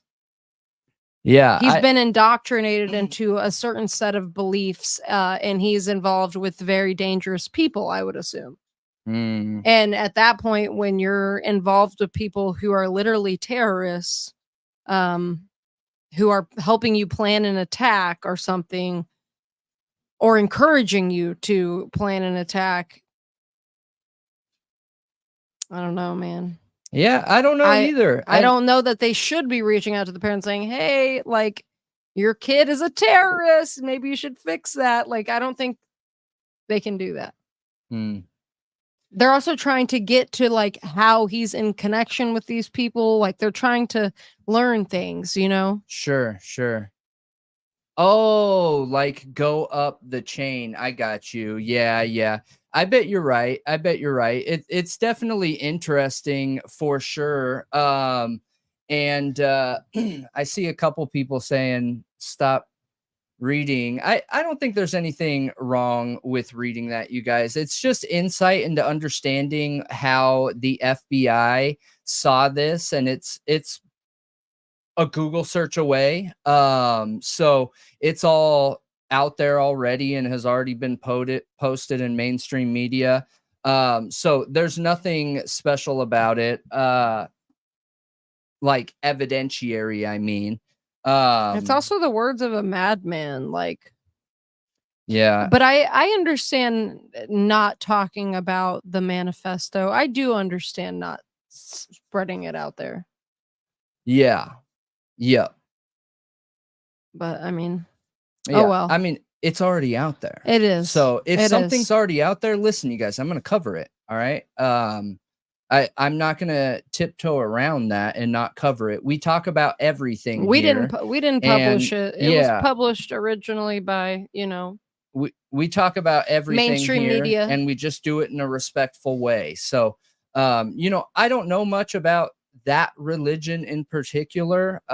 So again, if those are religious words that have some importance, and I said them wrong, I apologize. I don't know, much about that, but it's interesting looking into this situation, understanding that Iowa has this concept, has this idea that they are like separated from stuff like this. Well, it sure doesn't seem like that.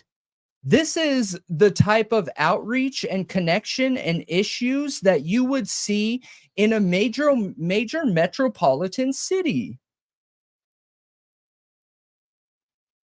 where it's easier to have connections.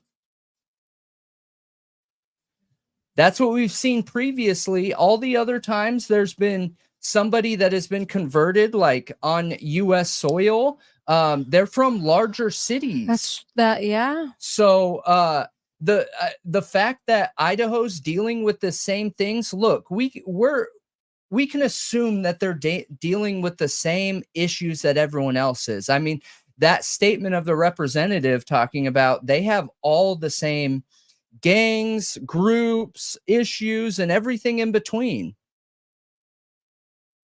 It's interesting. I think it's interesting. It is interesting. There's oddities around Idaho. There truly is. There is. It feels like almost a forgotten place sometimes until you look at it and you're like, because like, I don't know, my whole life I never thought about Idaho. Yeah. I don't know. It's just not a state that a lot of people in America like talk about. Yeah. Normally. Yeah, like maybe. I don't know. Like if you want to go visit somewhere, normally you want to visit like Florida, California, New York, Texas even. I mean, Washington or Oregon even. Not a ton of people are like, I want to go visit Idaho. Yeah. So it's not a place that's like really at the forefront of everybody's minds usually, unless you live there. And I assume Idaho people like it that way. That's why they don't like people moving to their state. But it kind of, I don't know, when you start like looking at Idaho, you start to really see there's some oddities around this state, and they're definitely not forgotten by organized criminals. Yeah. Organized criminals seem to really like Idaho. I'm definitely glad they stopped this too, if it does end up being this way, because you guys got to remember, all of this is alleged, right? These are based off of firsthand accounts and statements. We haven't heard any official warrants. We haven't heard any official details coming directly from law enforcement or the federal attorneys, because this is FBI, so it's going to be a federal case. And this stuff is all alleged. I have no idea about it, but if this ends up, adding up 1 + 1 = 2, I'm really glad that they were able to stop this. Really glad they were able to stop this without anybody getting hurt. They arrested the kid. The kid is alive. His parents are alive. All the people in the churches are alive. And that's a good day. That's a great day. It is. They did a good job. Yeah. Yeah. And it's important to commend law enforcement when it's deserved. I think that's really important. I agree. Now, just as important as it is to scrutinize them when they're doing something wrong, it's 100%. Of equal importance. Yep, I agree with you 100%. So, but looking back into this, could this make sense, you guys? Does this make sense? Do you think that the FBI was in northern Idaho? Do you think Payne was in northern Idaho, and that's what took him 4 hours to get there? Moscow is in northern Idaho, kind of. I mean, not Coeur d'Alene area. No, but that's only like an hour away. I thought it was more than that. No, I don't think so. But it's probably a good idea to look it up. It's been a while since I looked it up. I have before. I thought it was like an hour and a half. What?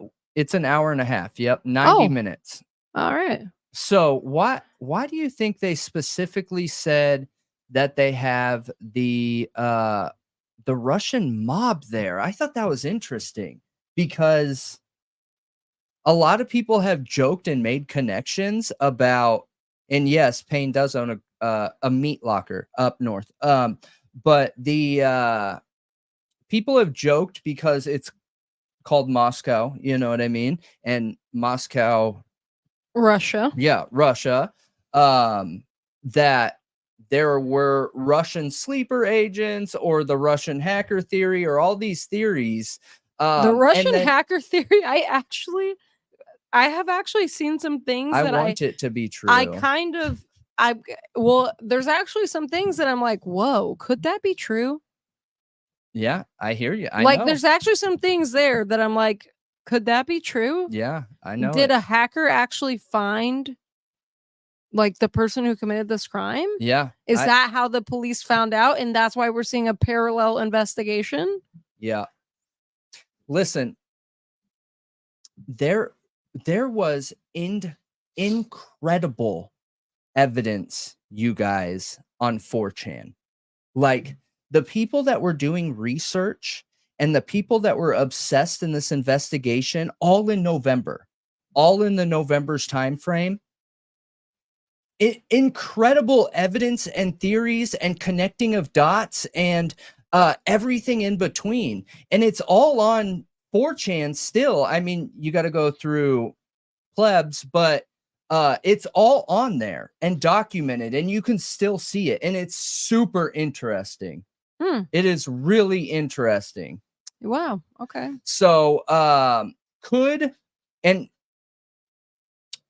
for people that are technology savvy, in the white internet, 4chan tends to be where a lot of them hang out, right? So if you're investigating and doing your maybe white hat hackering to try and solve a crime or case, is this a good area to meet up? I mean, 4chan's a good place when there's leaks on the internet that you want to try to get a hold of and they're deleted everywhere.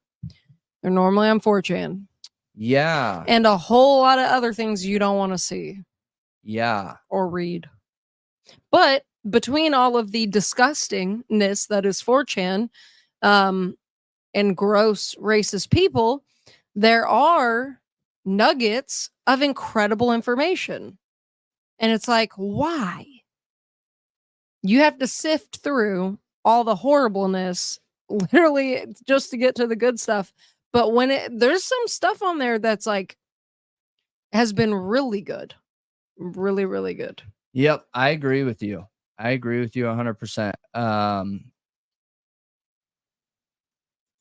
And I don't remember where I was going with that comment, but yeah, I don't suggest going to 4chan if you're easily offended at all. Yeah, yeah, it's intentionally offensive so that certain people aren't. Yeah, it is intentionally offensive and disgusting on purpose. So, I'm just saying. Yep, absolutely.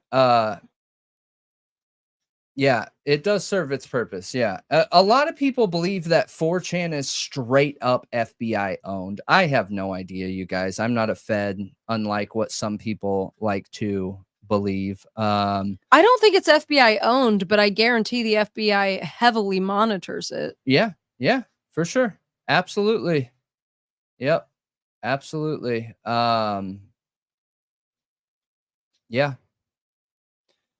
I agree. Yep. But okay. So going back in though,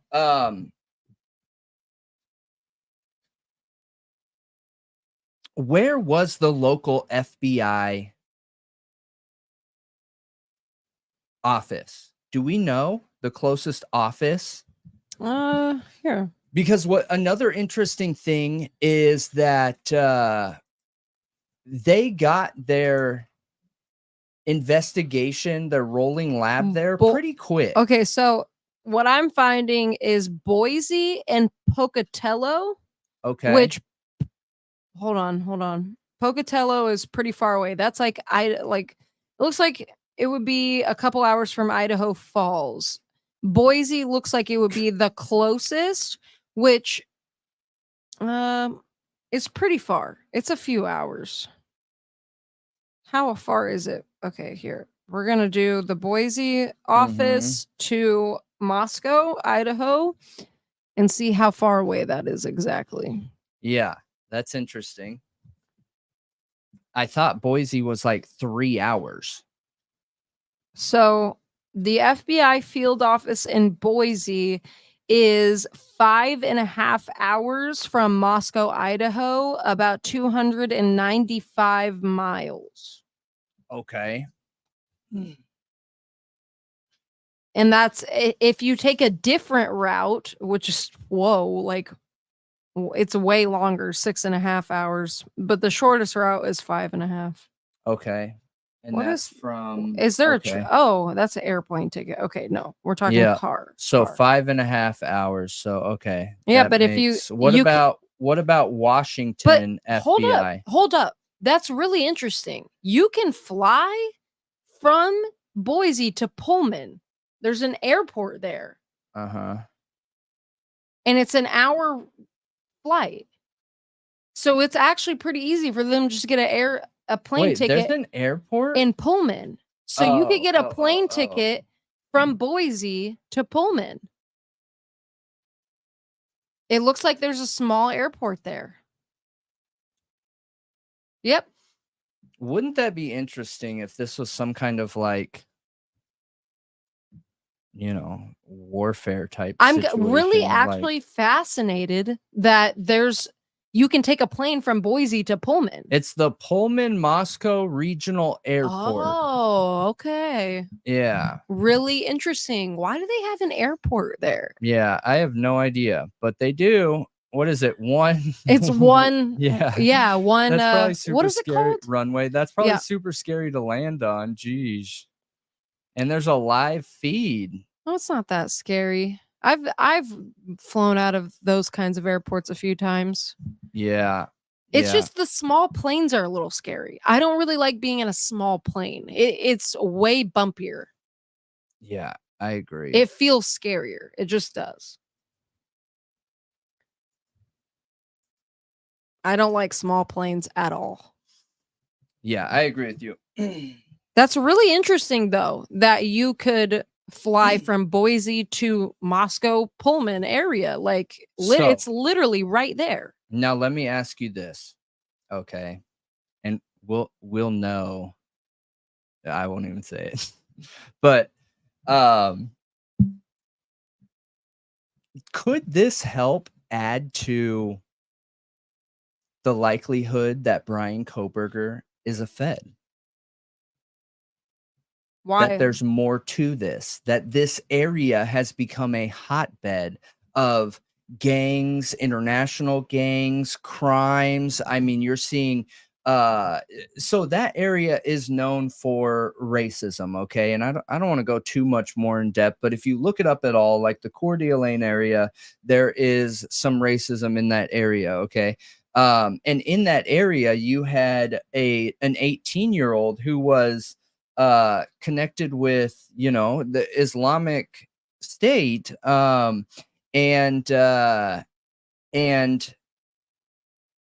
he was taken out. Like, could there be an operation, a federal operation into the criminal workings of that area?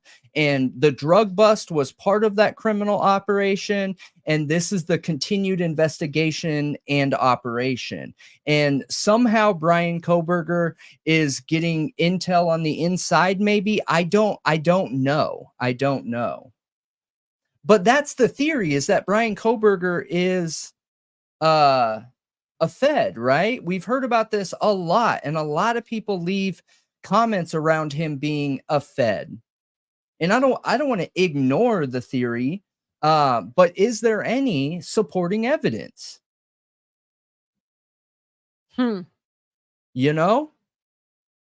there any supporting evidence? Would there be a reason to have a sleeper agent or secret undercover type agent employed as a TA, or not really employed, but like going to the Pullman, Washington University in Pullman, and being a TA, and it's not even on Idaho? Like, why wouldn't they make him go to the U of I, the University of Idaho? Why would they have him go to Pullman? Like, that's not in Idaho. If he was investigating things in Idaho, because it's too direct. I don't know. And maybe, I don't know, but also, like, what's the benefit in him being involved in the university? Is that just like a good cover? Maybe. I don't know. I really don't know. I've got to be honest. I haven't pursued this theory at all. Not at all. Oh yeah, I'm just asking questions, Yeah. like thinking it through, like I like how reasonable is it to even think that's a possibility? But if somebody's undercover, I mean, I would look, it's not the movies. Like, I would think the FBI has it down enough. They can make somebody really convincing, you know, a really convincing cover story. Like, you know, a TA at a university, who would suspect them of being an FBI agent? That kind of thing, you know? Yeah. Because you just wouldn't suspect that. Sure. At all. Sure. Really? Being a college student? Yeah. That's your cover? Yeah. Like, Yeah. that's, I don't know. That is, I don't know. Kind of weird, I guess. It is. You know what's absolutely. interesting is the one thing that is interesting is the leaked text messages of Steve, and we've heard this in other places too. It's only rumor, but that BK was Bryan Kohberger was being monitored before this crime and after the crime. Like, he had been being monitored all this time. What if it appears that way because he's an agent? Oh. So, like, because the FBI is going to monitor their agents. Maybe they've looked into his background and they're seeing certain connections where they're like, whoa, this looks strange. You know, there must be some kind of other agency, you know, in here watching him or looking into him. Like, somebody looked into him and thought, well, why is the FBI doing this and that? Oh, they must have been monitoring him because he's dangerous. Right. An assumption of monitoring when it might be something different. He might have been recruited. Fabricated background for all we know. It could be, and he could be being recruited. But that is literally going way off, I feel like. I feel like we're so far in conspiracy land right now. Yeah. I mean, listen, we have put the FBI here on multiple different occasions. So this is an FBI-led investigation and arrest, okay? And it's very close to the area. It's in the same state. So when people come out here and they talk about, you know, the possibility of Bryan Kohberger being a federal agent, I don't think it should be dismissed. I don't think any theory should be dismissed. I feel like we're doing people a disservice by just dismissing possible theories out there. But is there any, you know, objective evidence to back it? Can you think of any objective evidence to back it? I mean, I could if just one. Yeah, I mean, all of the objective evidence to back it would require me to be able to have, you know, the ability to look into his background. So you can't think of a piece of objective evidence we have right now? No, I can't think of a piece that we have right now other than the fact that there were multiple white cars in the area, the fact that he is literally the definition of average, which is uncommon. That's really true. It is so uncommon. He is the definition of average. There isn't anything that's more average than Bryan Kohberger. Yep. Literally. Yep. He drives the most average car. He does. A 4-door white sedan. And why was he up running at night? And why was he up running at night when the rest of the Bryan world Kohberger's slept? Really fit. Like, he a is, really fit dude, okay? He is in shape. I don't know if people have caught that, but he has like a 2 or 3 finger hang on those pectoral muscles, man. It's the hang of your pec. I feel like it's such a nerdy way to say he's got big pecs. Like, yeah. It's just a way to measure it. That's what guys do. Like, is it 2 finger? Is it a 1? Is it a 3? You know? But his chest is big. It's really big. You know, you can tell he's a boxer. You can tell he works out. You can tell he's in shape. And he's as average as can be. You know what's interesting is the fact that his nose has clearly been broken a few times. He's a boxer, right? Mm-hmm. I mean, just because you box doesn't necessarily mean your nose is going to be broke. There's a difference between competition boxing and like going to the gym and boxing for fitness. You know what I mean? Yeah. Here's the biggest argument against that from what I've seen people say in the past about him being an agent. why would they allow him to be in jail? If he's an agent, then why would they let him go to jail? I mean, it depends on who's in that jail, who's in that prison. You know? Yeah. It might be predetermined. I don't know. We don't know.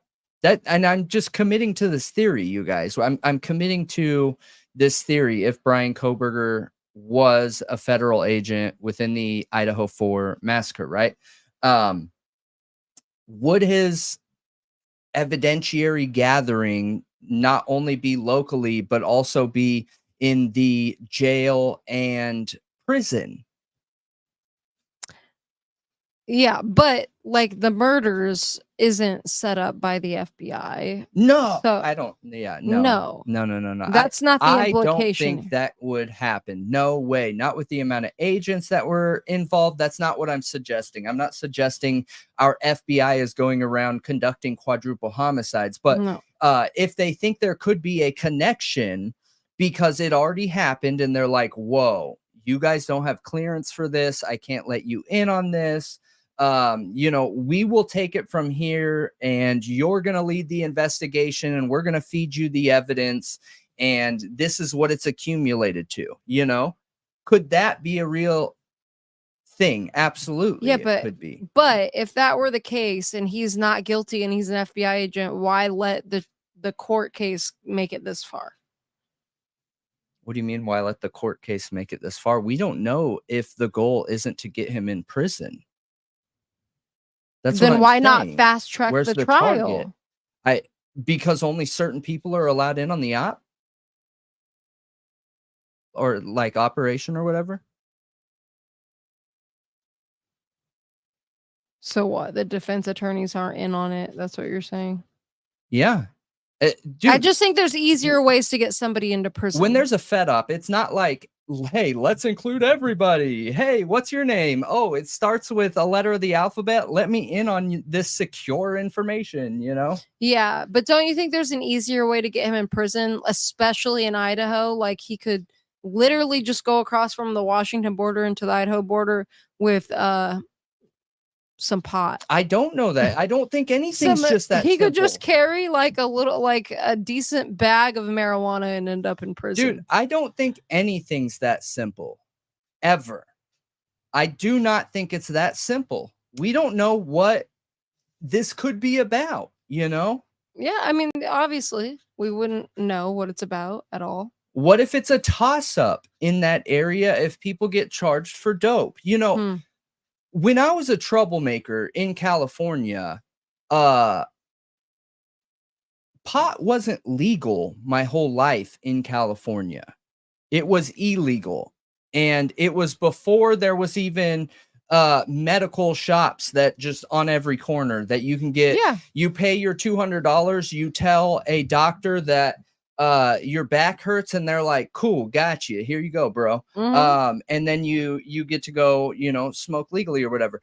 It was before that. And California's law enforcement was already changing their opinion and bias on pot. So like if you got pulled over with pot and it wasn't pounds, like it was just a little, like within a single use or just a couple people multi-use, they would just get rid of it. Yeah. They weren't harsh about it at all. No. So I don't know if that's trustworthy enough. Like, hey, you need to get pulled over with drugs in your car. What if they tried that and it didn't work? What if he did when get he pulled ran over. that red light, he had like a pound in his trunk trying to get searched? I mean, he did get detained that time. No, he didn't. Yeah, there's a time that he got detained. What? There's a time, and we can't get the body cam for it. It's You're never talking been about released. the male He got put in the officer car. Are you sure? Yeah, he didn't go to the police station, I don't think, though. But they detained him in the car, I thought. I'll have to look it up again. Dude, that would be they wouldn't super release interesting. They wouldn't release the body cam footage.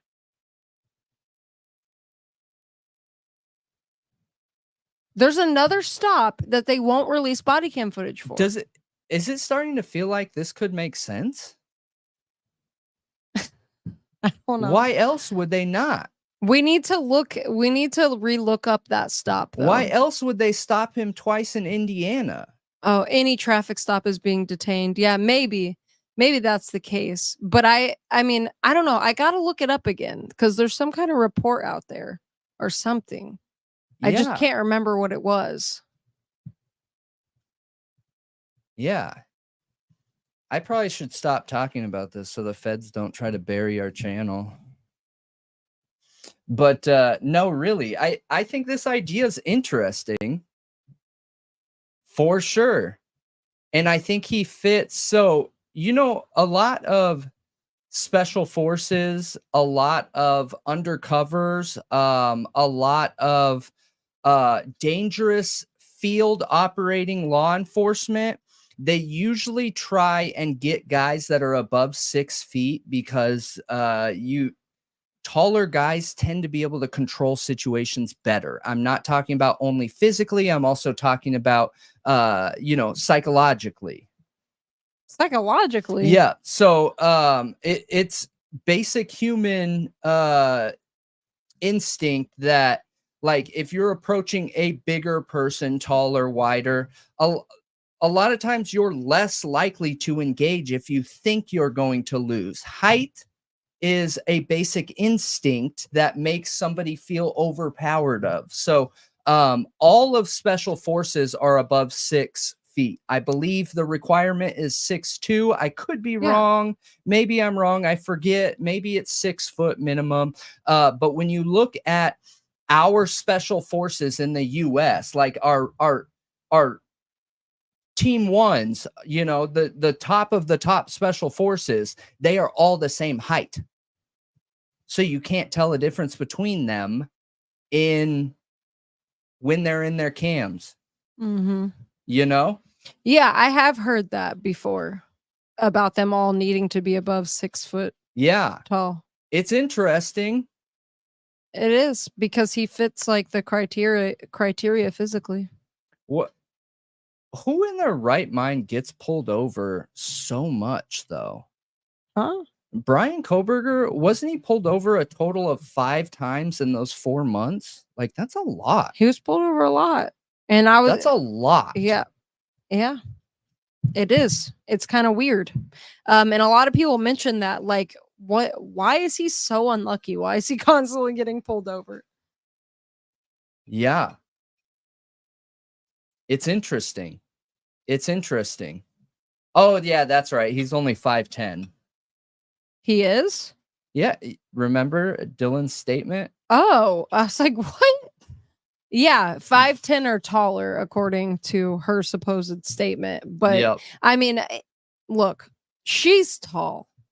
And if she sees a man that's quite a bit taller than her, you would think she would be like, he was definitely over 6 foot. Because isn't she almost 6 foot? Yeah. Yeah. She's like 5'10". Mm-hmm. Yeah. Listen, you guys, we've talked about this a million times before. I am not anti-law enforcement. And, I support the FBI too. Do I think that there are situations where FBI officers, singular officer, FBI officer, or a couple of them have made wrong decisions and done something really bad? Sure. Do I think that we might not know the entire story of those situations? Sure. Do I think that the entire organization is tainted by those situations? No, I don't. I think that law enforcement is just as likely to have bad people in it as the general public is. Same percentage of people. Absolutely. So I don't know. I don't know either, honestly. Yeah. I didn't get pulled over I've never gotten pulled But- over that much in a few months. Never in my life. And I used to, you know, when I was younger, I was not the most responsible driver. Like I wasn't, I don't know, I had a lead foot. So oh gosh, we took. Oh, sorry. Go ahead. So I I don't know. I've never gotten pulled over that much in a few month time Yeah. span. It seems really odd. Yeah, it does for sure. I was just gonna comment on people because we're talking about the Coeur d'Alene area, and you know, we covered that Patriot group story. Do you remember that a Yep, while back? I do remember that. And dude, so many people got so heated at us saying, like, how dare you for covering that in this way? Those were feds, can't you tell? And like coming sideways at us where I had no idea. I literally was like, "Ooh, okay, respond." I didn't know. I don't know anything about it, you know. Don't know what. That supposedly the Patriot group was feds. Those were feds put into that situation to draw connections or something like that. I don't know. But we got a ton of comments,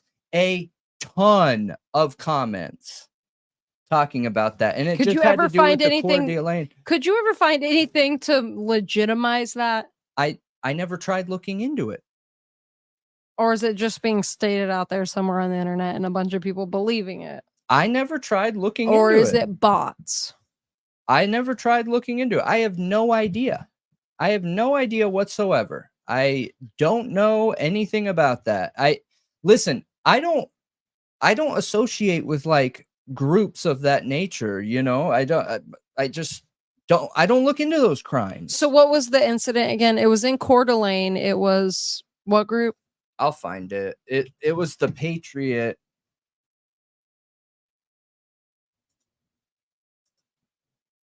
It was just funny because people are like, how dare you talk about this? You should do your research and this, that, and the other, you know? I was like, oh, sorry. Jeez. And you didn't do any more research? Look, it was a breaking news story. It wasn't even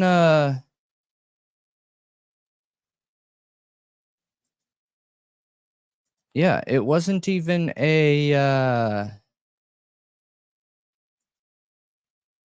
okay.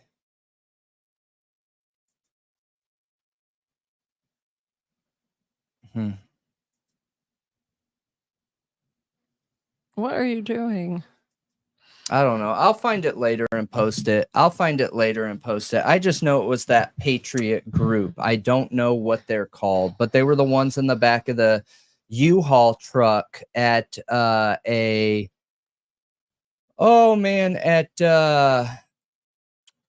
what was it? A Pride Fest. At a Pride Fest. I'm sorry, at a Pride Fest. And they got pulled over before even engaging in something, from my understanding. I don't know if it was to create an image, but what's interesting is those guys got let out of prison without any time, you know? I mean, that's not completely true from what I saw.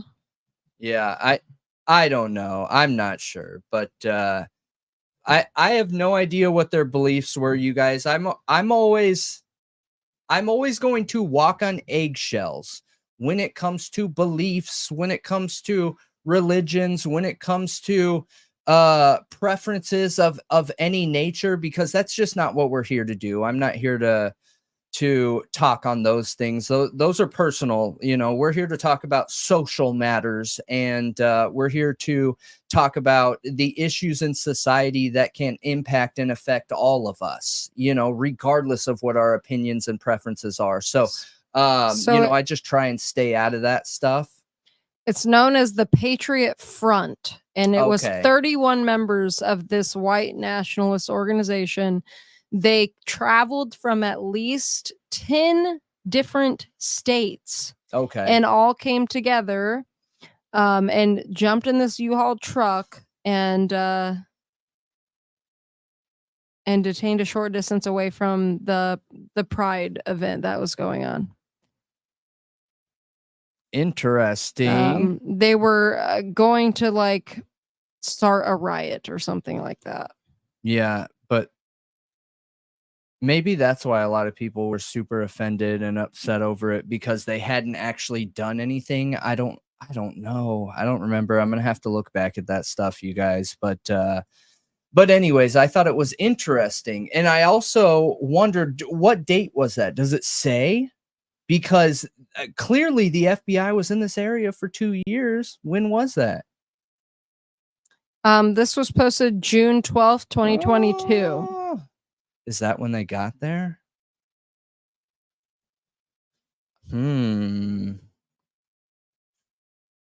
Interesting. That's one thing I hate about news articles is a lot of them don't list the date the event happened. Like, that's so ridiculous. Why can't you just they put Monday? Is that It doesn't tell me nothing. when they made connections in the jail? Maybe were they arrested to make connections in the jail? I don't know. Do you think? I don't know, but it clearly happened before the Idaho 4 crime.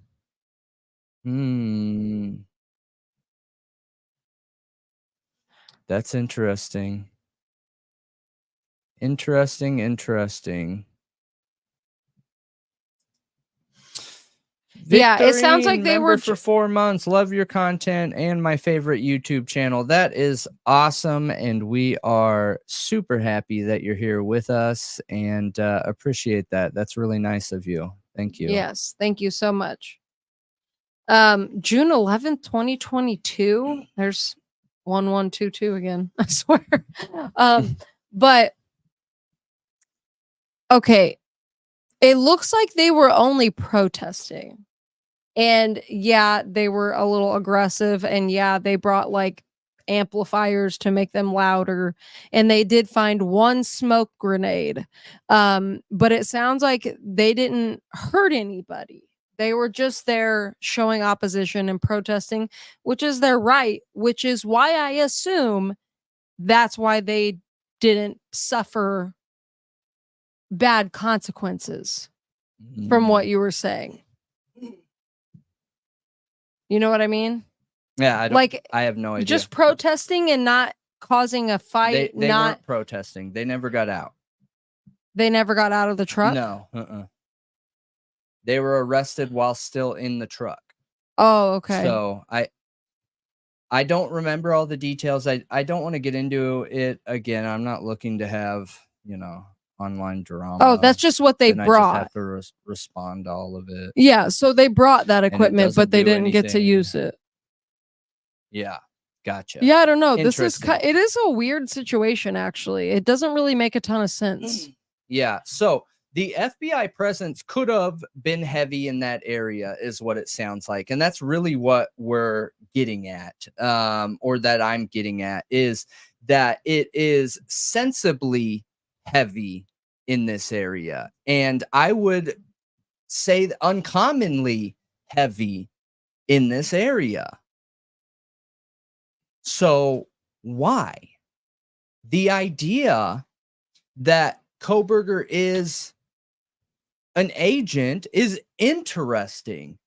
Why are all the locals acting the way they are? We never see this. Never. Ever. Give me another case where nobody says anything around it. Like, try to find one, please. There isn't. I don't think we're going to find one. No. This case is definitely an anomaly. It's weird. Shaggy coming out, gifting a membership. That's awesome. And we appreciate you. Thank you very much for that. Yes, thank you so much. But yeah, I agree with you. I don't think it's common. I think it's weird. I think it's strange. I think that I feel kind of silly talking about this idea that, hey, does this theory have legs? Does this theory have legs? This is a psyop to see how misinformation spreads. It could be For sure. You know, we were talking about this the other day, and we appreciate you also, Elser. We were talking about this. Thank you very much for the super chat. The other your day, member super chat. And psyops can be used when the opportunity arises. So, like, I do not believe that 4 people lost their lives to set anything up. I do not believe it. I don't believe that. That is wild stuff, okay? Does it mean it can't be true? No, it doesn't mean it can't be true. I just try to go into things good faith, you guys, okay? I am pro law enforcement. I'm pro good law enforcement, honest, trustworthy law enforcement. I pay my taxes with pride to support law enforcement. I think that law enforcement officers that are abusing the badge name title should be called out because the good ones have such a hard job. And when I look into situations like this, I'm just not quick to be like, yo, our government and law enforcement and the people and powers that be can hop into a situation and just 4 people, like, no problem, to just manipulate the people around them. I just have a hard time with that, you guys. And I don't ever want anyone to feel like I'm minimizing their opinion, because I know a lot of our viewers feel like that. But I want to be able to be open and honest with you guys about how I feel about it. And that's a very big deal. And I feel like ending 4 people's lives is very different than testing medications on people and things like that. And I know that's another example of where we have made mistakes, right? Our law enforcement, our military, our government has made mistakes where they don't want these things to come out. Like, they just want to keep it in the past, right? Yep. I understand where they made the mistakes in those areas, though. Like, just ending people's lives to see how people react. I don't know, you guys. I have a hard time with that. Maybe that's my bias. Maybe, you know, I'm looking at it wrong. I don't know. I don't know. I just think that's highly unlikely, but Cynthia gifting 5 Thought Riot Podcast memberships. We appreciate you for it. Thank you. Thank you. If you guys can hear this keep connecting to my jacket, I'm sorry. that happens to me constantly. But yes, thank you so much, Cynthia. I just move too much when I talk because my ADHD. If I sit still, I'm going to sleep. But yes, thank you again. But yeah, looking at this and talking about this, and it just feels strange. But I do think that there are psyops that are opportunistic, and when something horrible and awful happens, it creates an opportunity where testing can occur. And I can understand that happening. Yeah. You know what I mean? Yeah, I see what you're saying. It gives the opening but to test a population based on reactions, emotions, involvement, all these things. A psyop doesn't necessarily have to mean anything is fabricated either. Bryan Kohberger could be the guy, the victims could really be gone, yet there's a psyop and them spreading certain bits of information to see how they spread and to basically use the public for a study. Yep. You know, I used to do studies like that in school. So it doesn't have to mean that the event is made up. It doesn't have to mean that, you know, the people are fake or anything like that. There's color theory and patterns, and the way you can position certain words and names to give different emotional feelings, and it increases the likelihood that you're going to share a marketing ad with family and friends based on a multiple factors of these things. And they learned a lot of this by doing tests and gathering data on people. And I think that's why data is such a big deal right now, you know? Yeah. It's interesting stuff, and I love it. I love statistics. I love learning about data and this information. I love everything about it. For sure. I would be super interested to see how information travels. Like if it is psyop, fascinating. It is fascinating to think It about. is. And like I would love to see the data they gather if something like that's actually going on. If I was running the psyop, okay, what I would do is create a whole bunch of different ads with a whole bunch of different information.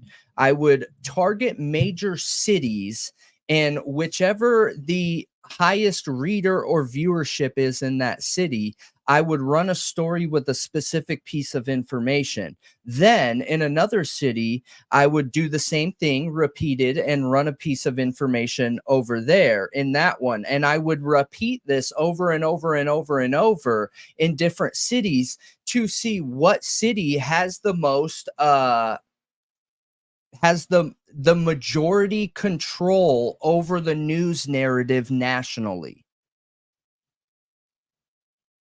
Interesting. That way, you know, if something's going on and or wrong, you know what city is the most effective marketers or news promoters, or you know what I mean? But Yeah. I mean, I'm just creating a fake, you know, test experiment here. Yeah. It could be anything. It could literally be anything, you guys. It could be anything. Who knows what they want to see data travel? If this was something couldn't you make, actually, because on YouTube you can set to block certain countries, so couldn't you make a YouTube channel and you don't have to show a face? Like it could just be one of those YouTube channels where somebody's talking and putting up pictures of, you know, screenshots and other things. Could you make one for each country or place, one or state, or you know what I mean? Certain region, and block all the other regions, just to put out certain bits of information? Yeah, you can. Yeah. And then you just take them all down after the information's out there. Yeah. Or would TikTok be a more effective way of doing that? Like, I think if all you those don't want tests would mainstream matter. media doing it, like if you know what I mean? Look, I think all those tests would matter, okay? And I think there is a very, very, very, very big so these tests have been going on 100%. I've witnessed them with my own eyes. I'm not talking about a psyop. I am just talking about basic you know, marketing valuations of the viewers, watchers, readers, everything. Have you guys wondered why we're seeing all the mainstream media news people coming onto the platforms? Nancy Grace just recently joined YouTube. Recently? Yep. Vince, what's his face, just recently joined YouTube, and they are now doing their own stories. You mean Vinny? Vinny, yeah, Vinny. And there's a reason for that. YouTube has been out for what, 2 decades or almost 3 decades now? Long time. Nobody has joined until recently. I have been looking for these tests coming out here, and they've been watching them, and now they're realizing like, oh, wait, we're going to lose our market control. We're going to lose our information control unless we transition over to YouTube, right? So yeah, it's interesting. It's interesting. Maybe that's why we had people reaching out to us when we still had like a few subs, you know, trying to control the information. I mean, that's okay. I'm corruptible. You know. You're supposed to at least pretend you have integrity, okay? Oh geez. Yeah. But get with the program. Yeah. But yeah, I really think that is what's going on though, for real. Like no joke, you know. I think that people are being tested on. like data is being gathered on how information spreads in cases? Yeah, of course. I think that's basic. I think those are basic polls. I think that's just basic. I don't think that's PSYOP material. Okay, then why are we talking about it like it's a PSYOP? I wasn't. I shared with everyone that I know for a fact that these tests are being run, and here's the evidence of that. We're seeing all the newscasters that are coming over to YouTube. That is evidence. They have already conducted the research. They are not going to make these decisions and put money into things like Sidebar or Vinny coming over here or Nancy Grace making her own channel like that. They didn't just wake up one day and I want to get on YouTube. No, they were directed to continue their brand recognition within the market. Right. So sure. And we wouldn't see these things unless it was going on. So then what would make it qualify as a PSYOP then? If that has nothing to do with it. I don't know. You don't need a PSYOP to test that information. All you need is a YouTube account. You know? Yeah. So it's definitely interesting. It's definitely interesting, you know. I'm still waiting for the CIA to call me.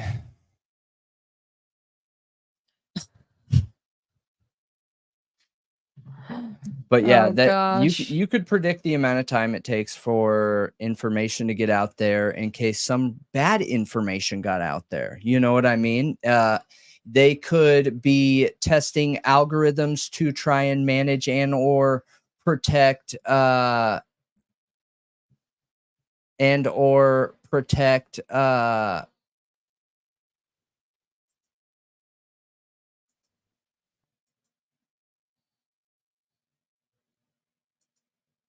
I don't know who those people are. I think the name was Mark, right? No. I don't know anything about those just put them in timeout. I'm just going to It's spam.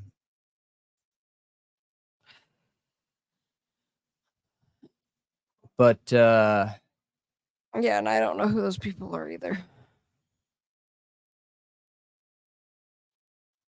But yeah, I think it's really interesting. I think it's pretty standard. I think that a lot of people just don't realize the type of data and information that they are.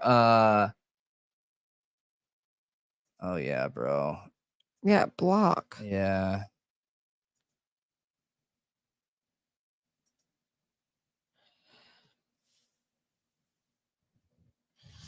I think that it's just a way to try and get our video from not.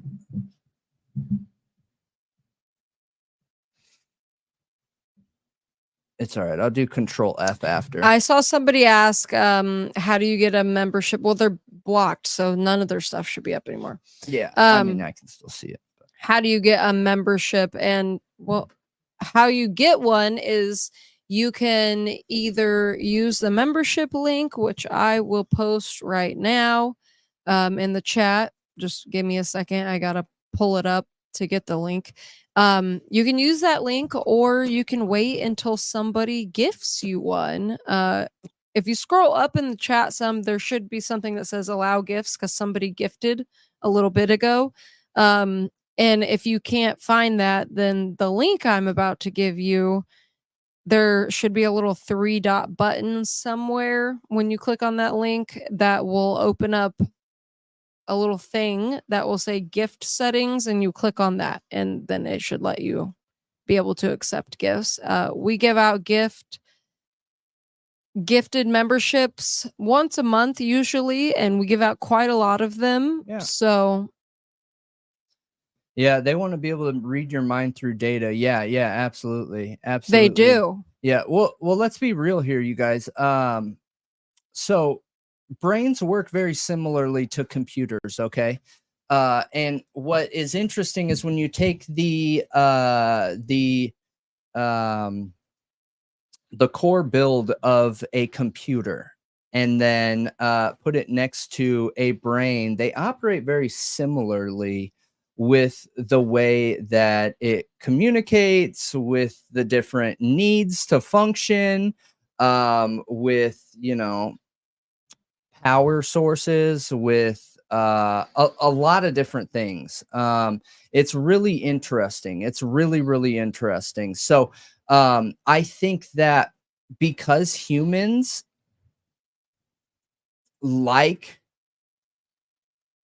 we like to have the same things happen every day, day in and day out. We are very creatures of habit-y, right? To our own detriment. So a lot of times in situations like what we're talking about right now, it's pretty successful. It's pretty successful. Unfortunately.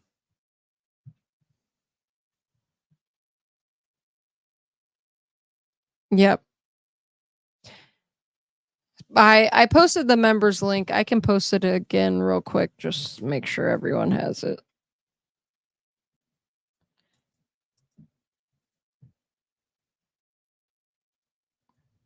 We are going to have a members live, right? No. Not tonight? Mm-mm. Okay.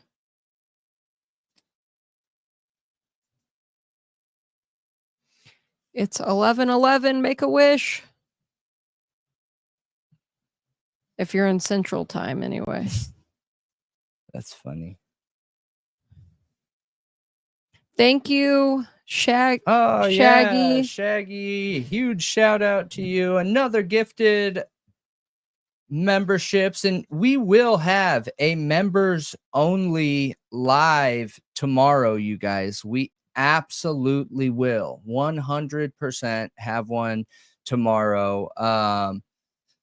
Like I said yesterday and the day before, we're still working our schedule out, figuring it out for what makes the most sense, what works. You know, with all the other income coming in from the other platforms and the huge influx of viewers on these other platforms, we want to try and find a time that works for everybody on all platforms and somewhere in the middle. So, we're working on it, and we will be we'll share it with everyone, you know, as soon as we know for sure. But we're gonna make it work for everyone, and who knows, maybe 8:30 is just that time, and that's where it needs to stay. So but yeah. Yeah, I have a feeling earlier in the day is gonna be the best, but I could be wrong.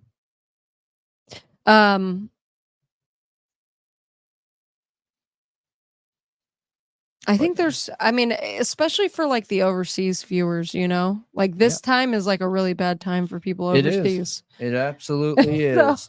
It is, especially when most of our viewers are. We got a lot of rioters overseas, like a lot. Yeah, we do. So, a lot of thought rioters. Yes. Not rioters. Yes. People like to make it seem like we're trying to promote rioting. Come on. No, thoughts are not actions, obviously.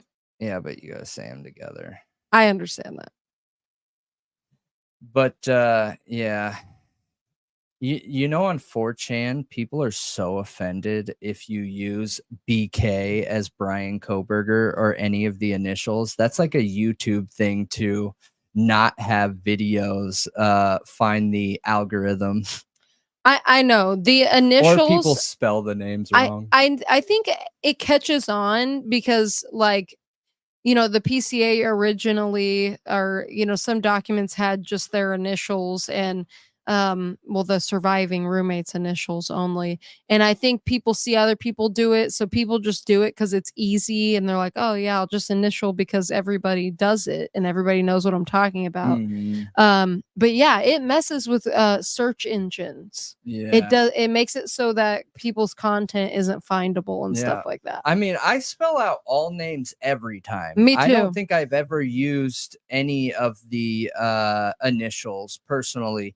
But that's just because there's other people out there that it could be referencing. I hate when something is so vague, you know, and by just putting like BK, that's super vague, like really vague, you know? It is for just anybody on the internet that doesn't know, like, Well, isn't you like have on YouTube following this case. Kohberger. So There's a lot of people, you know, when you're with talking those about initials. yeah, I just mean even in this case. Yeah, even though. in this case, there's other people with the same initials. Yeah. Exactly. But yeah, it's super interesting. But we are, yeah, if just using the initials is easier for you guys, do it, especially in the chat. The chat doesn't take into account for analytics, just so you guys know. But so you can type whatever you want, it doesn't matter. I probably confused people earlier when I said that it can impact the analytics, but there's another step there on top of that in the chat. But anyways, I think that is it for the True Crime Talk Show, everybody. And we appreciate all of you. And yes, and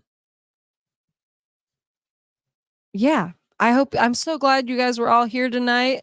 We'll have a members live tomorrow night, so definitely be there. And if you're a member or want to, you know, become a member, join us, because it's really fun to have that after the stream chat, where we just kind of kick back and relax and literally just chat.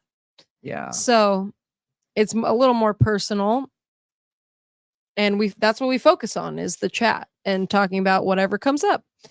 But thank you guys all for being here tonight. Remember, share Sebastian Rogers' face. Please keep him out there. Let's not forget about him. Elijah Vu too. We didn't talk about him tonight, but that's a missing child case that his face needs to be out there too. And let's not let off the pressure. It's important. Yes, absolutely. And make sure you guys hit that like button, hit that subscribe button, and turn on your notifications in YouTube. That way, whenever we have a new video coming up or we have a new video coming out, we can verify that it got sent out to 100% of people. We've been having issues with the percentage going out to our subscribers, but we stay on top of it and reach out to, you know, the powers that the powers that be to be on top of it. So just make sure you hit those notifications, leave a comment under the video after we end the live stream, and we appreciate that. That helps us out more than you know. So if you're somebody that, you know, you can't give anything like money wise, that's okay. We don't want people to go out of their way to give us money. The most you can do is hit that thumbs up button and leave a comment under the video. And yeah, we'd appreciate you a ton for that. And thank you for being here. You guys are all awesome. And you are Thought Riot Podcast. Yes. Have a great night, everyone. See you tomorrow or, you know, next time. Yes, indeed. We will see you next time. Find us on all social media and podcast platforms at /Thought Riot Podcast, spelled all the way out. Thought Riot Podcast.